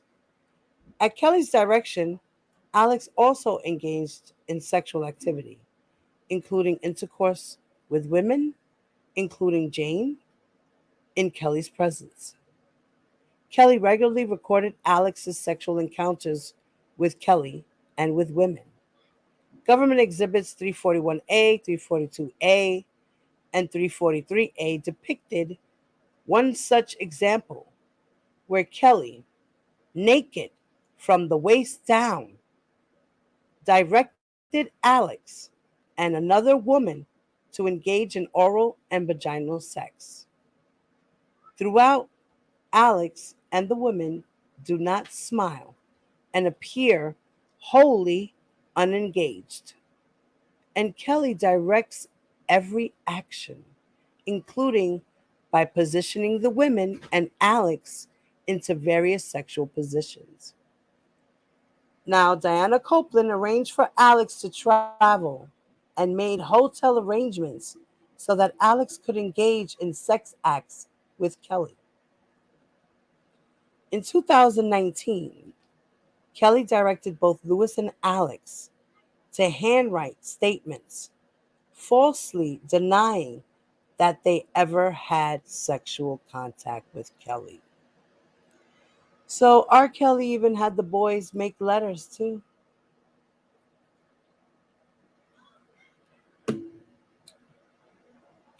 But yet, these fans, these stans, these groupies all want R. Kelly free.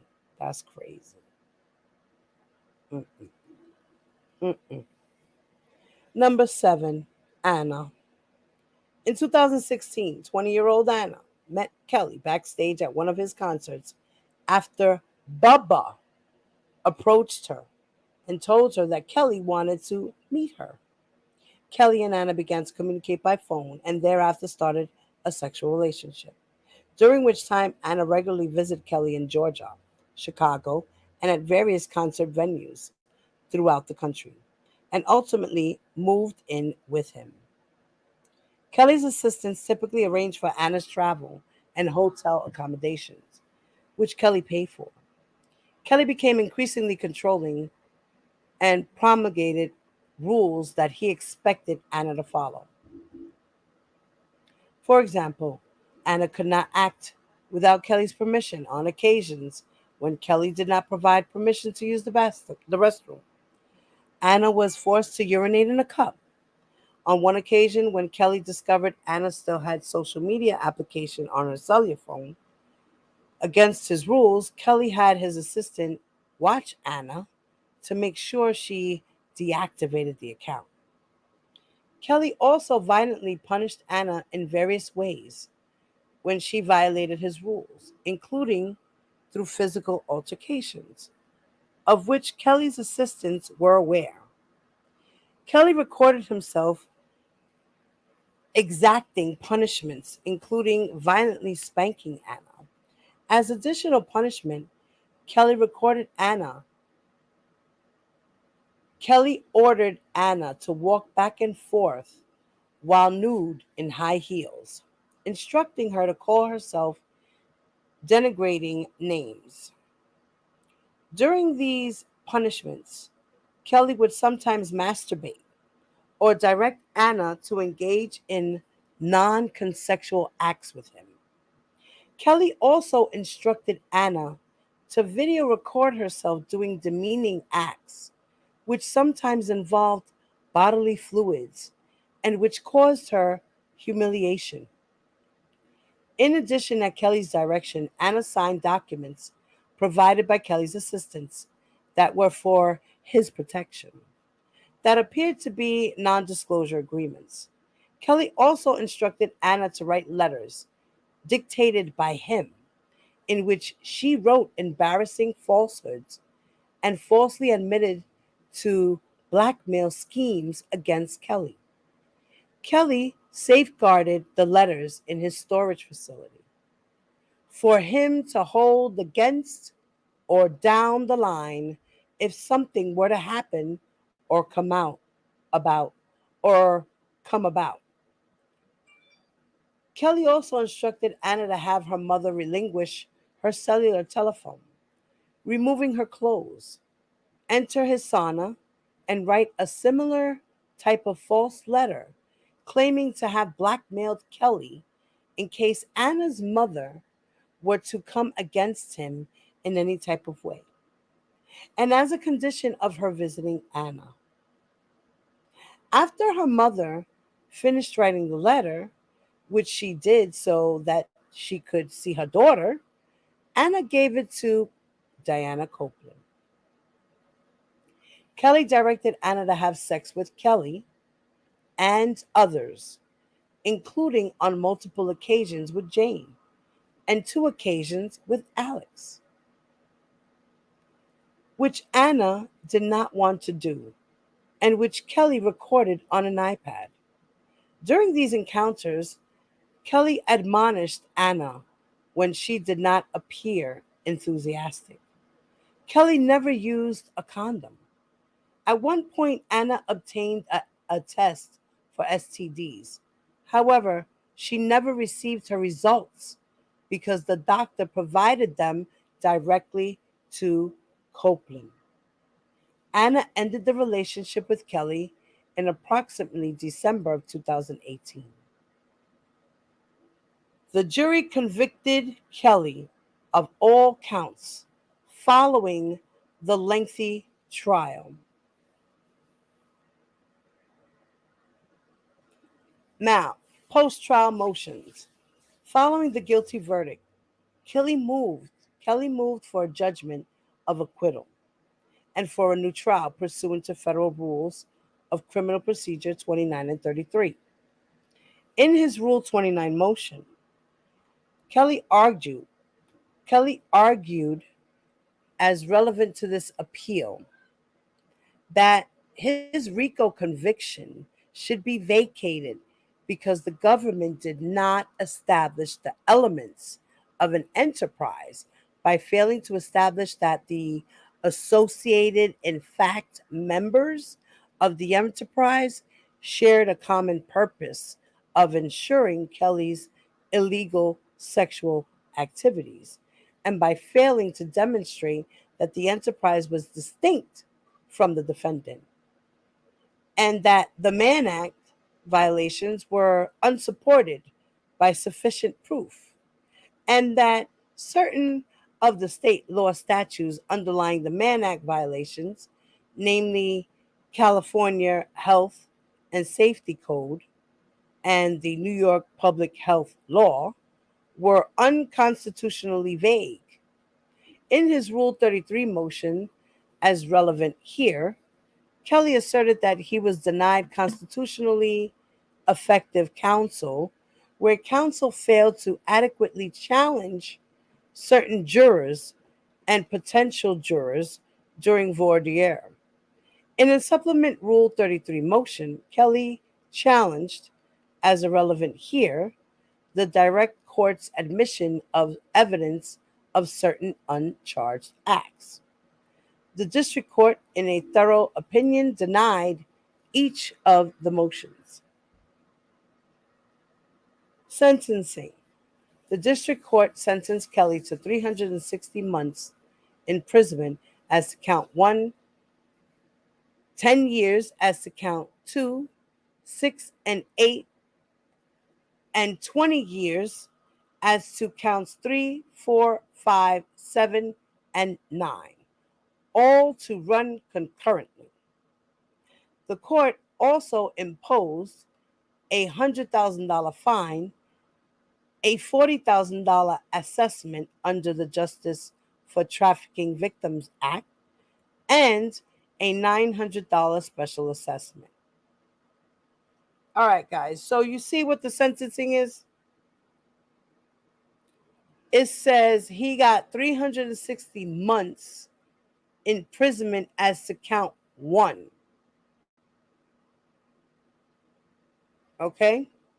Count 1 was what? The bribery, right? Or the racketeering. Racketeering?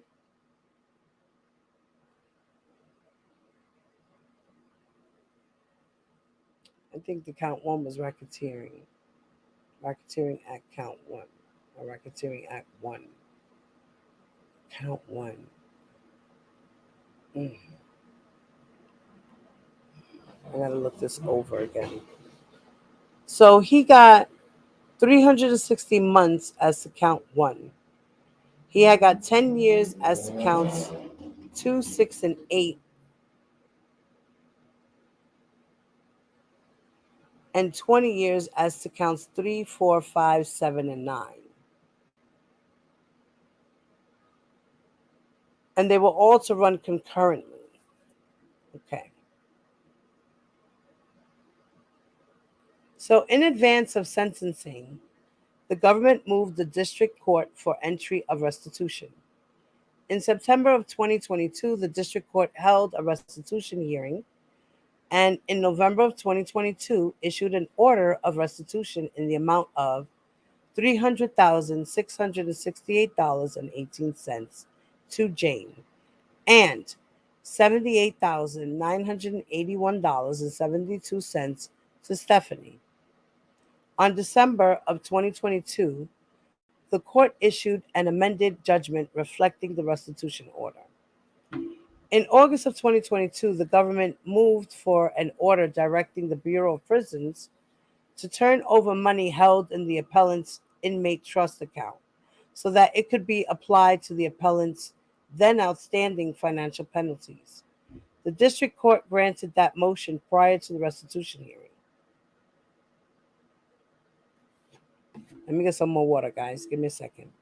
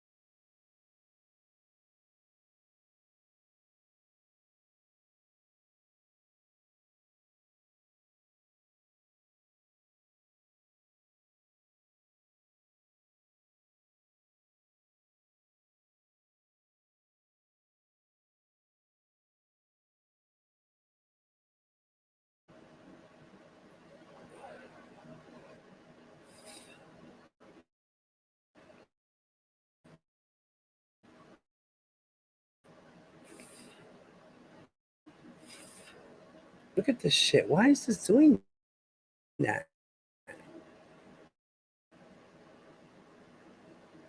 You guys hear me? Yeah, I gotta check my phone, see if it's charged enough that I can see the chat. Too.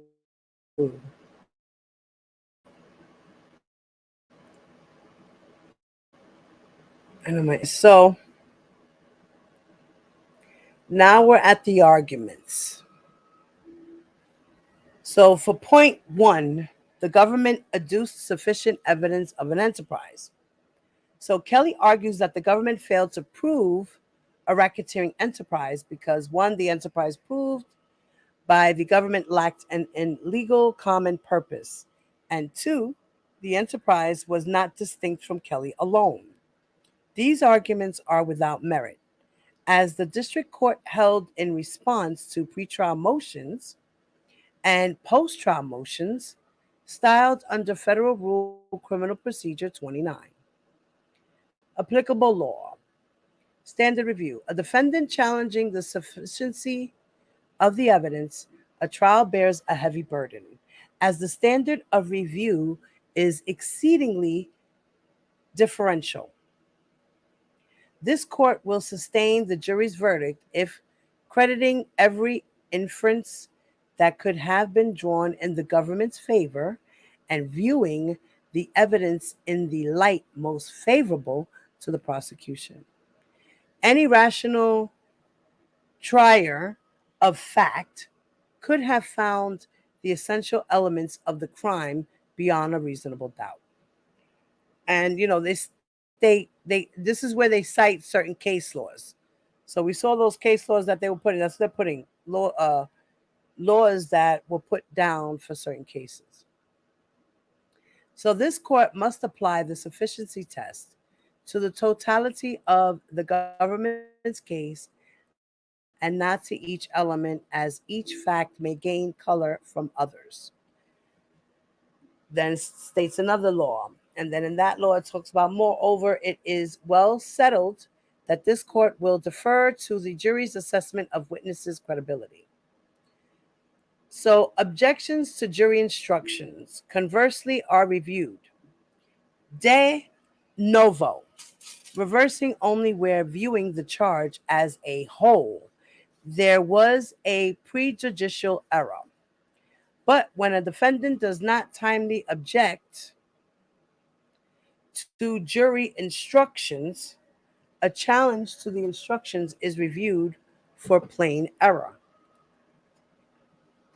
So considering whether one, there is an error, and two, the error is clear or obvious, rather than subject to reasonable dispute, the error affected the appellant's substantial rights. And four, the error seriously affects the fairness, integrity, or public reputation of a judicial proceeding.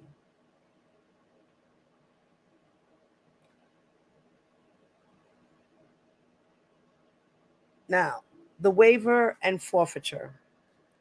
This court has distinguished between forfeiture of a claim, which results from a failure to assert the claim in a timely fashion, and which does not prevent an appellate court from reviewing the claim for plain error, from waiver, which is the intentional relinquishment or abandonment of a known right and which permanently extinguishes the right to raise the claim.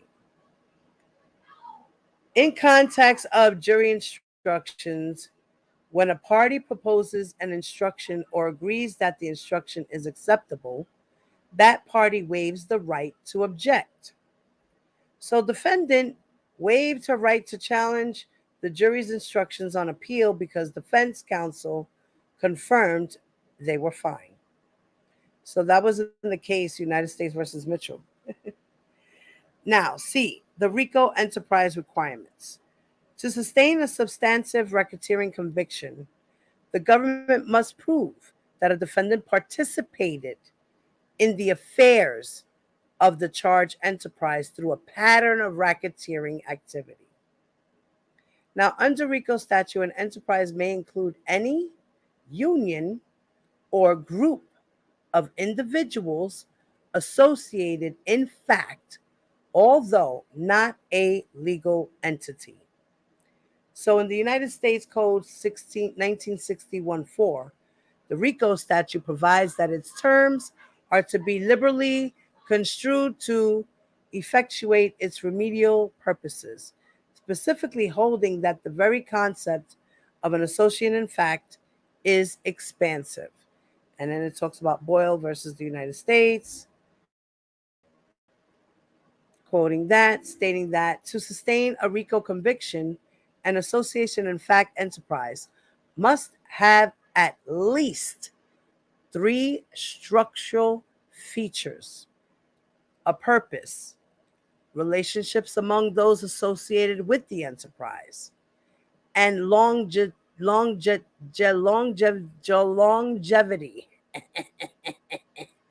sufficient to permit these associates to purpose the enterprise's purpose. So the statutory definition of enterprise in the 18 U.S.C. 1961-4 does not specifically define the outer boundaries of the enterprise concept and is obviously broad and has a wide reach. As to the purpose structural feature, the Supreme Court held that such requirement was apparent from the meaning of the term in ordinary usage. Example, a venture, undertaking, or project. And an association, in fact, enterprise, is simply a continuing unit that functions with a common purpose. One man is an enterprise. Yep. That's what that means there, guys. Yep. One man is an enterprise. Number 2, Kelly waived any argument that the court's instructions were legally erroneous. Kelly did not object to the district court's jury instruction.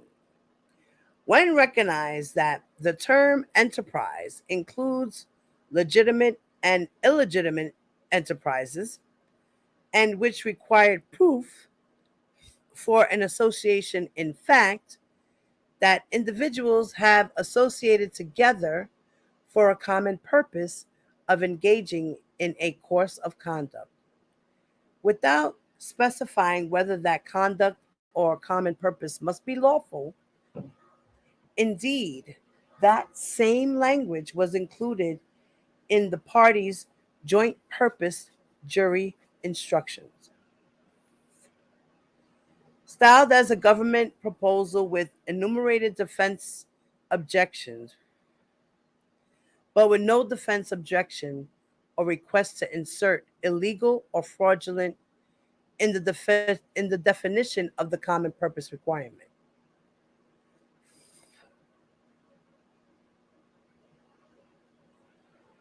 Now here it says in the footnote that Kelly objected to additional language proposed by the government on the enterprise element of count 1.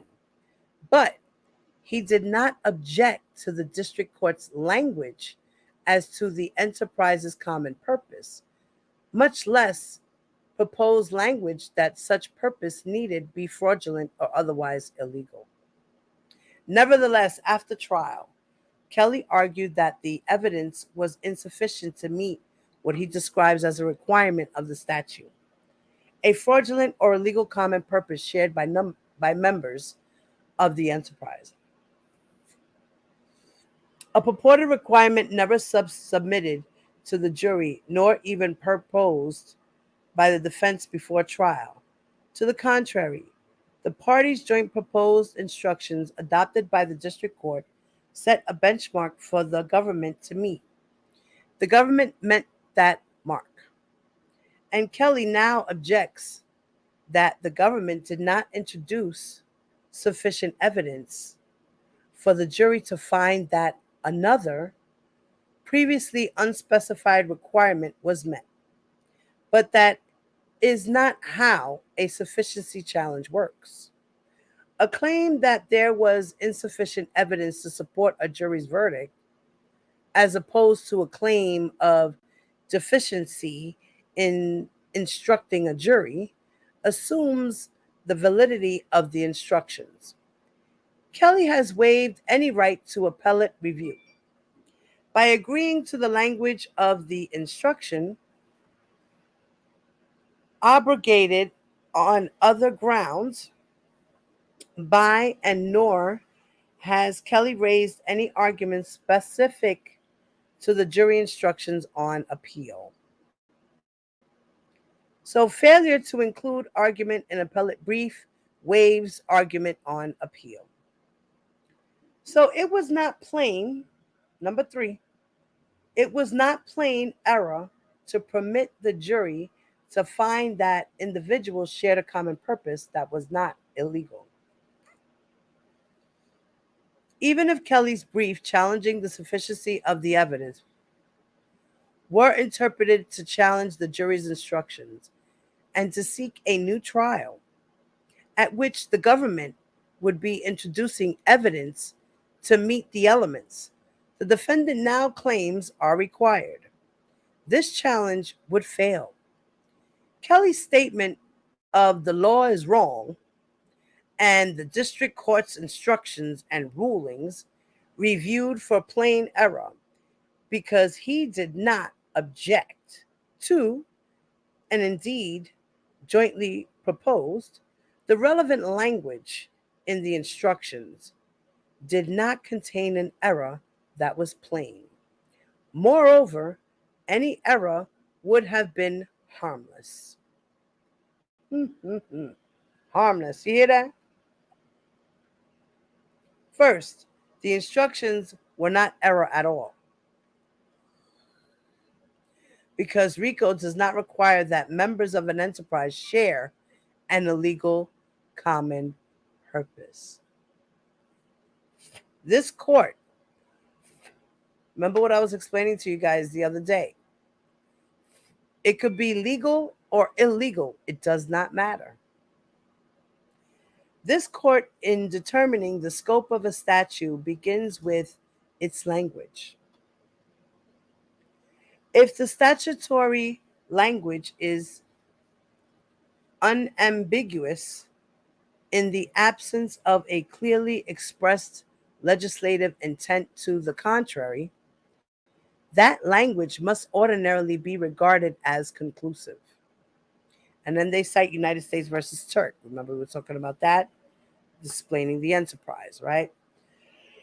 Now, the term the enterprise as used in 1962C includes any union or group of individuals associated in fact, although not a legal entity, and in 18 U.S.C. 1961-4, as the Supreme Court ruled in Turquette, the definition appears to include both legitimate and illegitimate enterprises within its scope. It no more includes criminal enterprises than it does legitimate ones.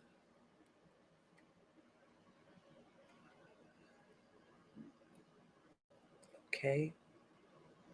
RICO's use of the word includes in defining enterprise indicates that the list is not exhaustive but merely illustrative, and Congress intended that all such harmful infiltration, regardless of form, should be eradicated. Thus, Turquette held that the enterprise is an entity for present purpose for present purposes, a group of persons associated together for a common purpose of engaging in a course of conduct. In support of his argument, Kelly cites the language in First Okay, he cites the language in the first capital assessment management case versus Satinwood, and that was a case in 2004. And he's citing that the individuals comprising an association in fact enterprise must share a common purpose to engage in a particular fraudulent course of conduct and work together to achieve such purposes. Now, Kelly asserts that, contrary to Turkit's language, a new element of fraud must also be present to prove an association in fact enterprise. But Kelly uses this language out of context. And then in Satinwood, another case, the alleged common purpose was one grounded in fraud to conceal assets from creditors and the bankruptcy court. And thus, this court necessarily analyzed whether such a common purpose had been adequately alleged. Now, remember his groupies were sending all that money to his commissary. They're like, okay, so now he's hiding money here, he's hiding money over there, he's got money over here and over there, but he's broke. Right.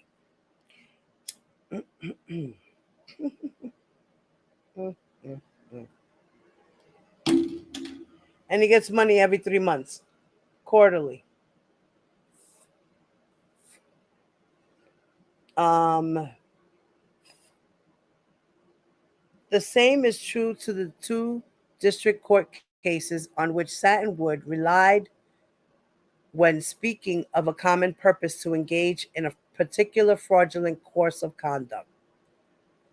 Now they're quoting the First National Bank and citing another one of a life insurance case, and states that in First Nationwide, the alleged common purpose was to defraud, which the district court determined was insufficient because the plaintiff had not specified any joining together as a group to perpetrate the frauds alleged, but instead had asserted only a series of discontinuous independent frauds. And in Mall, the defendant argued that the plaintiff had not sufficiently proved that an amorphous group of real estate attorneys and other individuals engaged in the real estate settlement industry in New York constituted an enterprise where the alleged common purpose was providing real estate settlement services to purchasers of residential real estate and maximizing illegal kickbacks. So each of these cases and Satinwood preceded the Supreme Court's 2009 decision in Boyle. Give me 1 second, guys.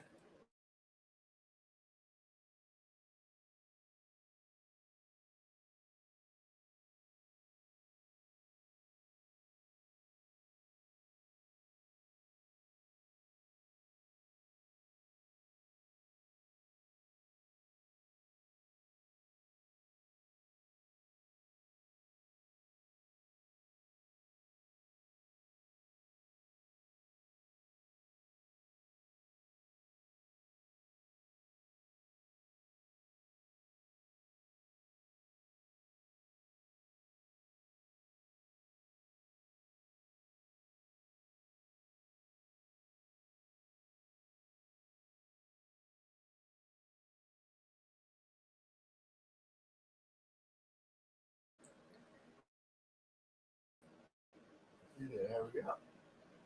Yeah. All right, John, I'm ready for tomorrow now because I have all my outfits ready. Do you know when he's going to be here? 3 o'clock. Okay. Huh?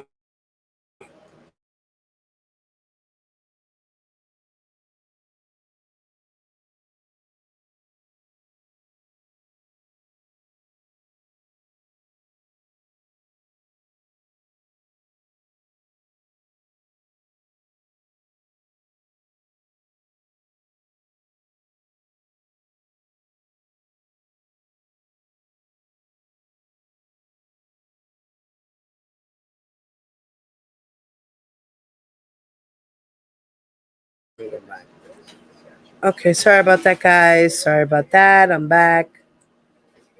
All right. All right.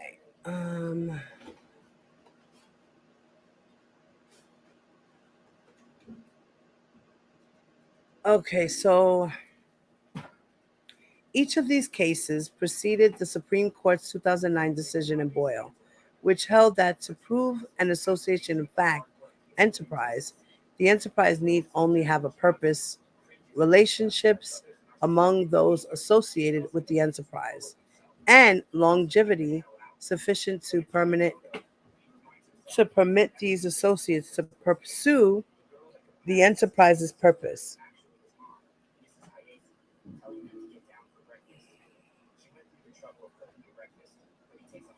Now, Mall and First Nationwide cite Turkett standard that the group must have a common purpose of engaging in a course of conduct.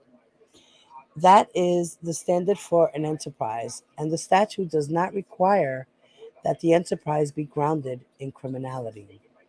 But in the civil RICO cases cited by Kelly and the Satinwood Court, the common purpose alleged was the alleged course of fraud, leading those courts to use the language cited by Kelly.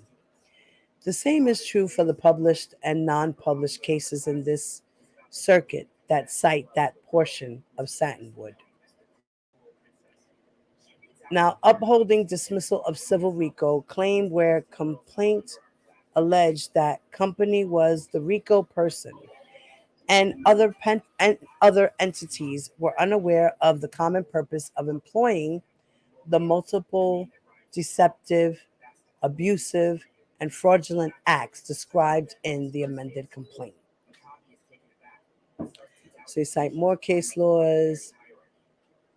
Notwithstanding the language used in Satinwood and cited by Kelly, it is well established that an enterprise may have a common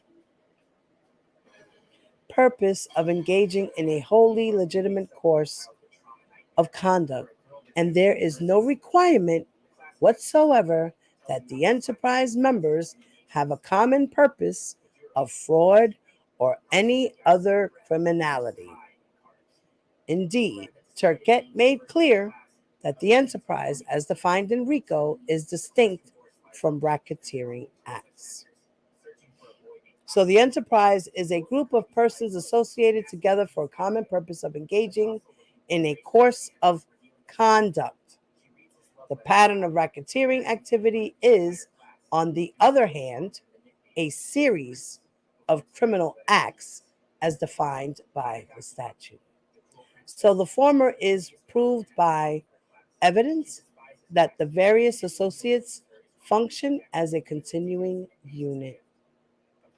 The latter is proved by evidence of the requisite number of acts of racketeering committed by the participants in the enterprise. So this court is reinstating RICO claims dismissed by the district court, determined that an association in fact enterprise existed where the shared purpose was one prescribed by law, settling the estate by paying off its debts and distributing its assets among their heirs. Okay. Municipal entities were part of association in fact enterprise. Despite that, municipalities cannot be found to have acted with unlawful intent for common purpose because neither the indictment nor the jury instructions compel the conclusion that the city itself had to have formed an unlawful intent. And citing Turkett and the United States versus Feldman says that RICO does not require intentional or purposeful behavior by corporations charged as members of an association in fact, because they may be entirely legitimate and need not benefit from the racketeering. In fact, the criminal activity charged may harm each individual corporation by looting it, or a corporation may be used by the defendant to line his or her pockets. So, again, you do not have to be having any type of monetary gain in order to be a criminal enterprise. Okay? Okay. Let's just leave that. You heard that, Levi? Okay. All right. So, to read a requirement in an association in fact enterprise that the group must have some sort of illicit, much less fraudulent common purpose would run contrary to substantial Supreme Court and Second Circuit precedent that explicitly do not require as much, and would be directly contrary to RICO's purpose in undermining organized crime's influence upon legitimate businesses and the need to protect the public from those who would run organizations in a manner detrimental to the public interest, like R. Kelly, who wants to run around touching little girls. Right. As Kelly did here for decades. Hey, what do you know? He read my mind. RICO responds to a new situation in which persons engaged in a long term criminal activity often operate wholly within legitimate enterprises. And RSK was a legitimate enterprise. Right, right. The plain language and purpose of the statute contemplate that a person violates the statute by conducting an enterprise through a pattern of criminality. Gerald Lynch, RICO, The Crime of Being a Criminal, Part 1 and 2, recounting legislative history that the purpose of a RICO is the elimination of the infiltration of organized crime and racketeering into legitimate organizations operating in interstate commerce, like R. Kelly, who likes to go around singing from tour to tour. So, at a minimum, Kelly has failed to establish that the district court's error was plain. So, the Supreme Court's jurisprudence and Second Circuit case law in the criminal RICO context all supports Judge Donnelly's thoughtful position on the requirements for the common purpose among members of an association in fact, and any error in her rulings was far from plain. Don't go misjudging my judge, my Auntie Ann, okay? Auntie Ann did her job the right way, the way she was supposed to, okay? She ain't do nothing wrong. She said what the fuck she said. Sit down. Finally, for the same reasons discussed infra, any error would have been harmless. You heard that? Harmless. Kelly has not established plain error in the jury instructions. So let's just deny that, throw that away, scrap it, crumble it up. Yeah.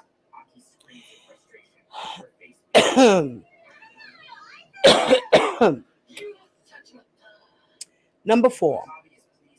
The evidence of the charged common purpose was overwhelming. You hear that, Kelly? All that evidence was overwhelming. Overwhelming, sir. Sit down, sir. It was overwhelming, okay? The evidence at trial established that Kelly and his inner circle shared the common purposes alleged in the indictment, promoting Kelly's music and the R. Kelly brand and recruiting women and girls to engage in illegal sexual activity with Kelly, and to produce pornography, including child pornography. The evidence proved that Kelly used his fame and popularity in the music business, combined with a network of individuals at his disposal, to target groom, and exploit numerous victims for his own sexual gratification.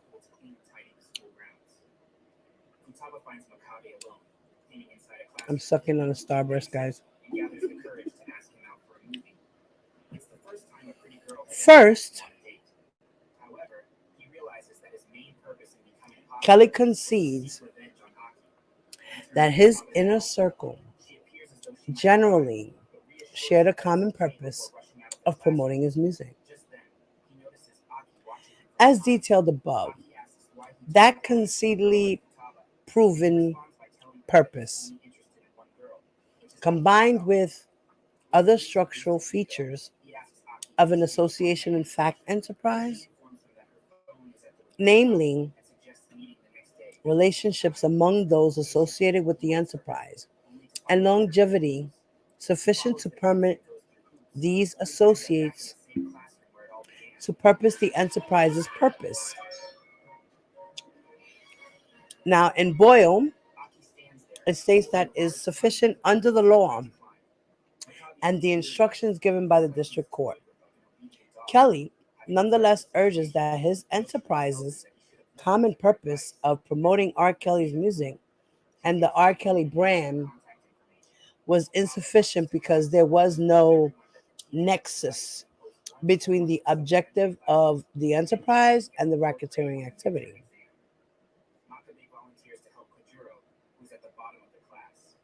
But, as the district court determined, the insufficiency argument fails on the fact. So, nexus between the RICO enterprise and the predicate racketeering acts may be established by evidence that the defendant was enabled to commit the predicate offenses solely by virtue of his position in the enterprise or involvement in or control over the affairs of the enterprise, or that the predicate offenses are related to the activities of that enterprise. So the trial included lengthy testimony from Kelly's victims and members of his circle about how his employees and entourage managed not only his professional life, but also the recruitment and maintenance of Kelly's victims. They provided Kelly's number to or otherwise recruited women and girls for him, distributed non-disclosure agreements, escorted female guests and tended to their needs, made travel and hotel arrangements for victims, shuttled his recording equipment around, and picked up his herpes medication. Kelly funded a machinery of individuals tending to his every personal need, including grooming, maintaining, and even acting as Kelly's guards over the women and girls with whom he was engaged in illegal sexual activity.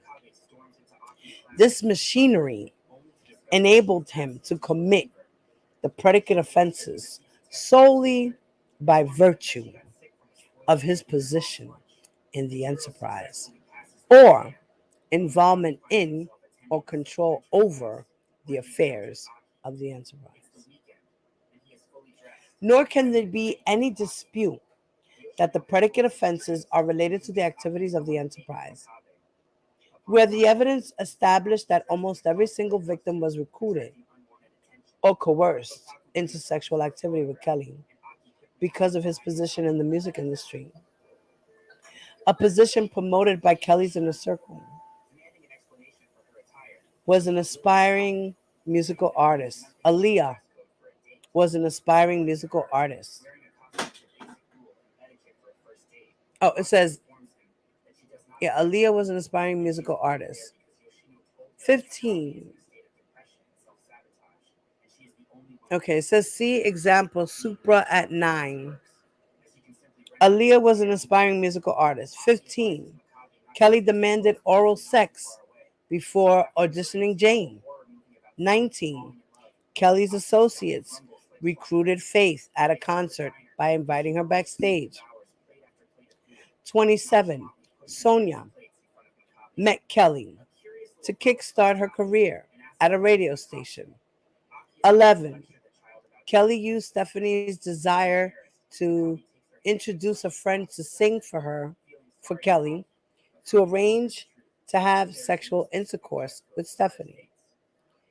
23 through 24. Angela aspired to sing and had sexual intercourse with Kelly as a minor because he told her she had to pay her dues. 25. Kelly's associates recruited Addie and ensured that he was able to pursue intercourse with her. 29. Lewis met Kelly because his mother believed Kelly could help Lewis as an aspiring musician. And Kelly asked Lewis what he was willing to do for music before a sexual encounter. Second, the same conduct also proved the second common purpose alleged in the indictment, that members of the enterprise recruited women and girls to engage in illegal sexual activity. Some, like Smith and McDavid, actively assisted with the predicate act bribery so that Kelly would not face the repercussions of his illegal sexual activity with Aaliyah. At 9 to 11, others enabled his exploitive, coercive, and force-related conduct by enforcing his punishments, such as by standing guard over Kelly's female guests. 18 and 19, Kelly confronted Copeland about how she let Anna escape and enlisted her to monitor what exactly Jane and others did on their phones. Describing how Copeland directed Faith's whereabouts, including her ability to use the restroom. He employed the Mayweather assistants in ensuring women did not break his rules, even docking pay when they failed to comply with enforcing rules pertaining to his girlfriends. Others helped manage Kelly's exposure of herpes to other women. Juice helped Jane obtain herpes medication. Anna's STD results went to Copeland. Kelly's inner circle also maintained discipline over Kelly's victims, thus helping to ensure his demands were met. 17. Juice oversaw process of drafting Jane's false letters. 23. Don Russell, sent threatening texts to Faith and her mother and posted graphic photos of Faith after she proceeded with her lawsuit against Kelly. One of Kelly's associates made Sonia sign a confidentiality agreement and instructed her not to fuck with Mr. Kelly. Kelly's associates provided Anna with non-disclosure agreements to sign, and Anna provided collateral to Copeland. Transcript of recording in which Kelly indicates his engineers were monitoring and downloading video surveillance. And there was ample evidence for the jury to conclude that Kelly's inner circle knew or turned a blind eye to the fact that at least some of Kelly's girlfriends were minors. Navarro, one of Kelly's runners, describing girls he helped transport as looking pretty young, like mid-aged teenagers, often describing how he responded to Kelly's residence and spoke with McDavid, looking for a missing juvenile. Mac arranging for Jane's travel, aware of Jane's birthday, indicating she was a minor. Mac describing observing sexual act between Kelly and Jane. Mac describing observing sexual act between Kelly and Jane. Suzette describing that she knew Jane was a minor and had heard Kelly physically abuse Jane. Describing how Smith, Bruce Kelly, and Hood were in an apartment while Kelly engaged in sexual acts with minor high school girls. The enterprise alleged by the government and found proven by the jury was one comprised of an inner circle who shared a common purpose of engaging in a course of conduct. The inner circle worked together to promote Kelly's music and his brand, and to meet his personal needs, which included recruiting women and girls, including for illegal sexual activity. Viewing the evidence in the light most favorable to the government, as this court must, the evidence of an enterprise was more than sufficient. The enterprise was distinct from Kelly. Kelly also asserts that the government's proof of an enterprise failed because it did not demonstrate that Kelly was distinct from the enterprise. Again, he is wrong. At trial, the government offered evidence that Kelly surrounded himself with his inner circle, and Kelly and his inner circle together worked to promote his brand and to meet his personal needs. Because the enterprise was comprised of Kelly and his inner circle, it is sufficiently distinct from Kelly. Kelly's reliance on a series of cases where the defendant was a corporate entity is in apposite. For example, in Riverwoods, Chappaqua, the defendant was a corporation, Marine Midland Bank, and the enterprise consisted of bank employees acting in the course of their employment and on behalf of corporation.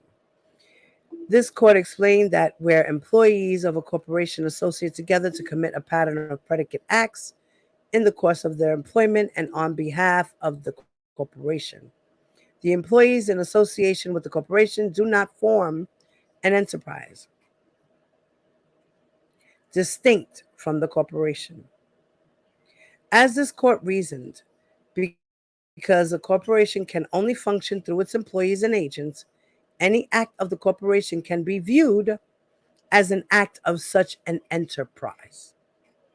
And the enterprise is in reality no more than the defendant itself. The same is true of the other cases on which Kelly relies. Can you roll a split? Finding distinctness requirements unsatisfied with holding company and two of its subsidiaries were named as RICO defendants and RICO enterprises because entities were part of unified corporate structure and guided by a single corporate consciousness, vacated on other grounds. Yeah, this is not a case where a corporate entity was both the RICO defendant and the RICO enterprise, or where Kelly was simply associating with himself. Rather, as in Cedric Kushner, the enterprise, which consisted of Kelly's inner circle, was distinct from Kelly. Holding the corporate employee who conducted the corporation affairs in a RICO forbidden way satisfied distinctness requirement because a corporate owner/employee, a natural person, is distinct from the corporate itself, from the corporation itself. Holding distinctness requirements satisfied where either formal or practical separationists. All right, guys, my eyes are getting heavy. Holding that where defendant had several people working for him. This made his company an enterprise and not just a one-man band. I'm sorry. All right, guys, I think I'm going to leave it here. We're going to we're going to have part 2 on point 2. Okay, the government's not having this. They're breaking it down. The government is breaking it down.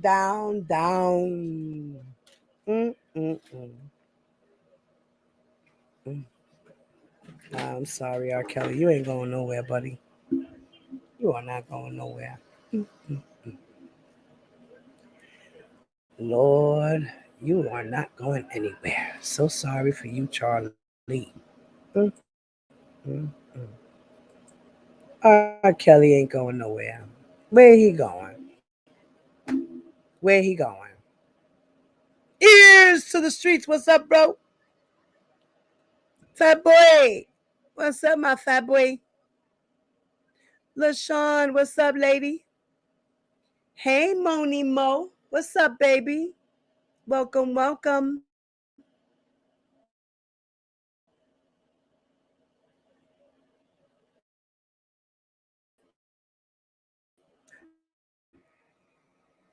Try Ryan. I'm just gonna call you T19, okay? I don't want to mess up your name. What's up, T19? Hey, Damien. What's up, baby? Let's see who else came up in here. Okay, Les Smith. What's up, Les Smith? I saw Carl. Yes. What's up, Carl? Everybody was in the building. Okay.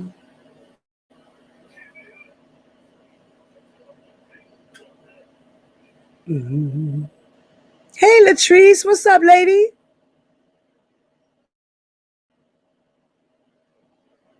Let's see who else stopped by before I. Thank you, SK, for the super chat. All right, let's see. James! What's up, James? What's up, Poppy? Thank you, Purple Purple.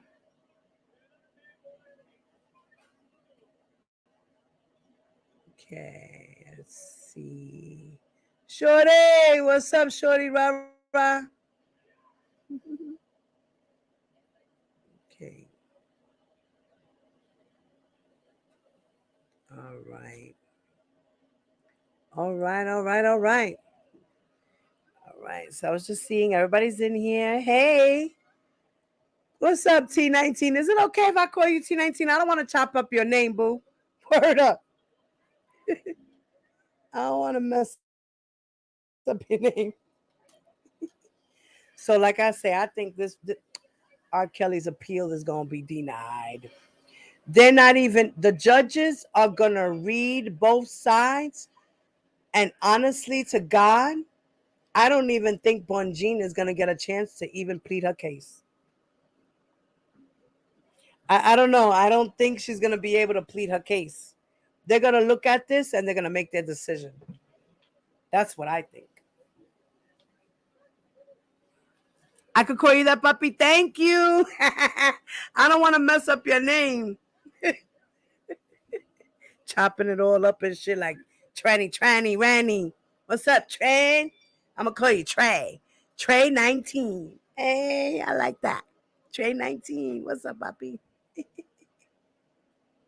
Is how you doing, brother? You doing good? You doing good, yo? You just stopping by to say what's up? Like, you know, I'm glad the drama's kind of like quiet right now. I don't know what's going on too much in these YouTube streets. Ears be having his ears to the streets more than me. So, guys, this was a good read. I hope you guys got a lot of info on the dispute, how the prosecutors are punching R. Kelly in the eye. They're like this. And what happened? What you say? What? I don't think so. I don't think so.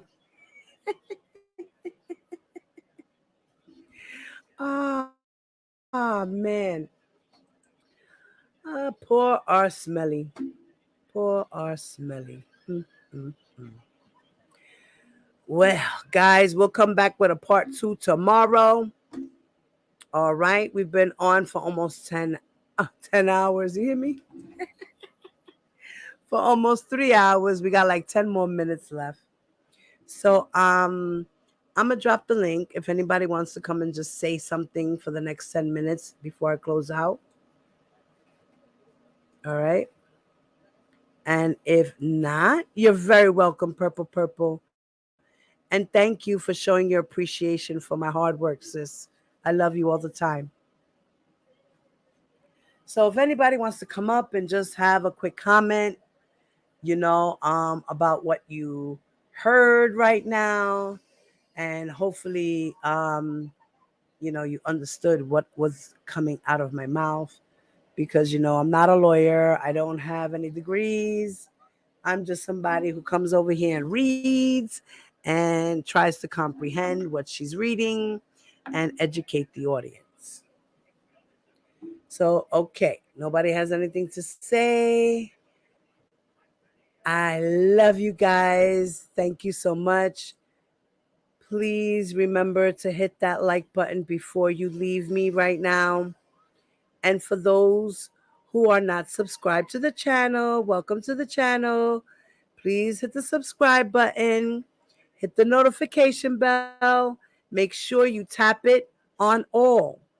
Because if you don't tap it on all, you're not going to get my notifications. You're not. So make sure you tap all. You're going to tap it. The box is going to pop out and it's going to say all. It's going to give you like 3 options. You just hit all. All right. And guys, if you're on the replay, let me know what you think about this appeal. The response that the prosecutors came back with. Punch R. Kelly in the eye. Please leave your comments. Make sure they're respectful. All right. And y'all already know. Deuces. You are watching Diva Divine Light. You can fuck with me if these is red bottoms, these is bloody shoes. Hit the scoop, I can get them both. I don't want to choose, and I'm quick. Cut a little nigga off, so don't get comfortable. Look, I don't dance now, I make money move. Now I gotta dance, I make money move. If I see you now, that means I don't fuck with you. I'm a boss, you a worker, bitch. I make bloody move. Now she say, gon' do what or who? Let's find out and see. Cardi B, you know where I'm at, you know where I be. Just a party, I'm there, I get paid. I be in and out the bank so much, I know they tired.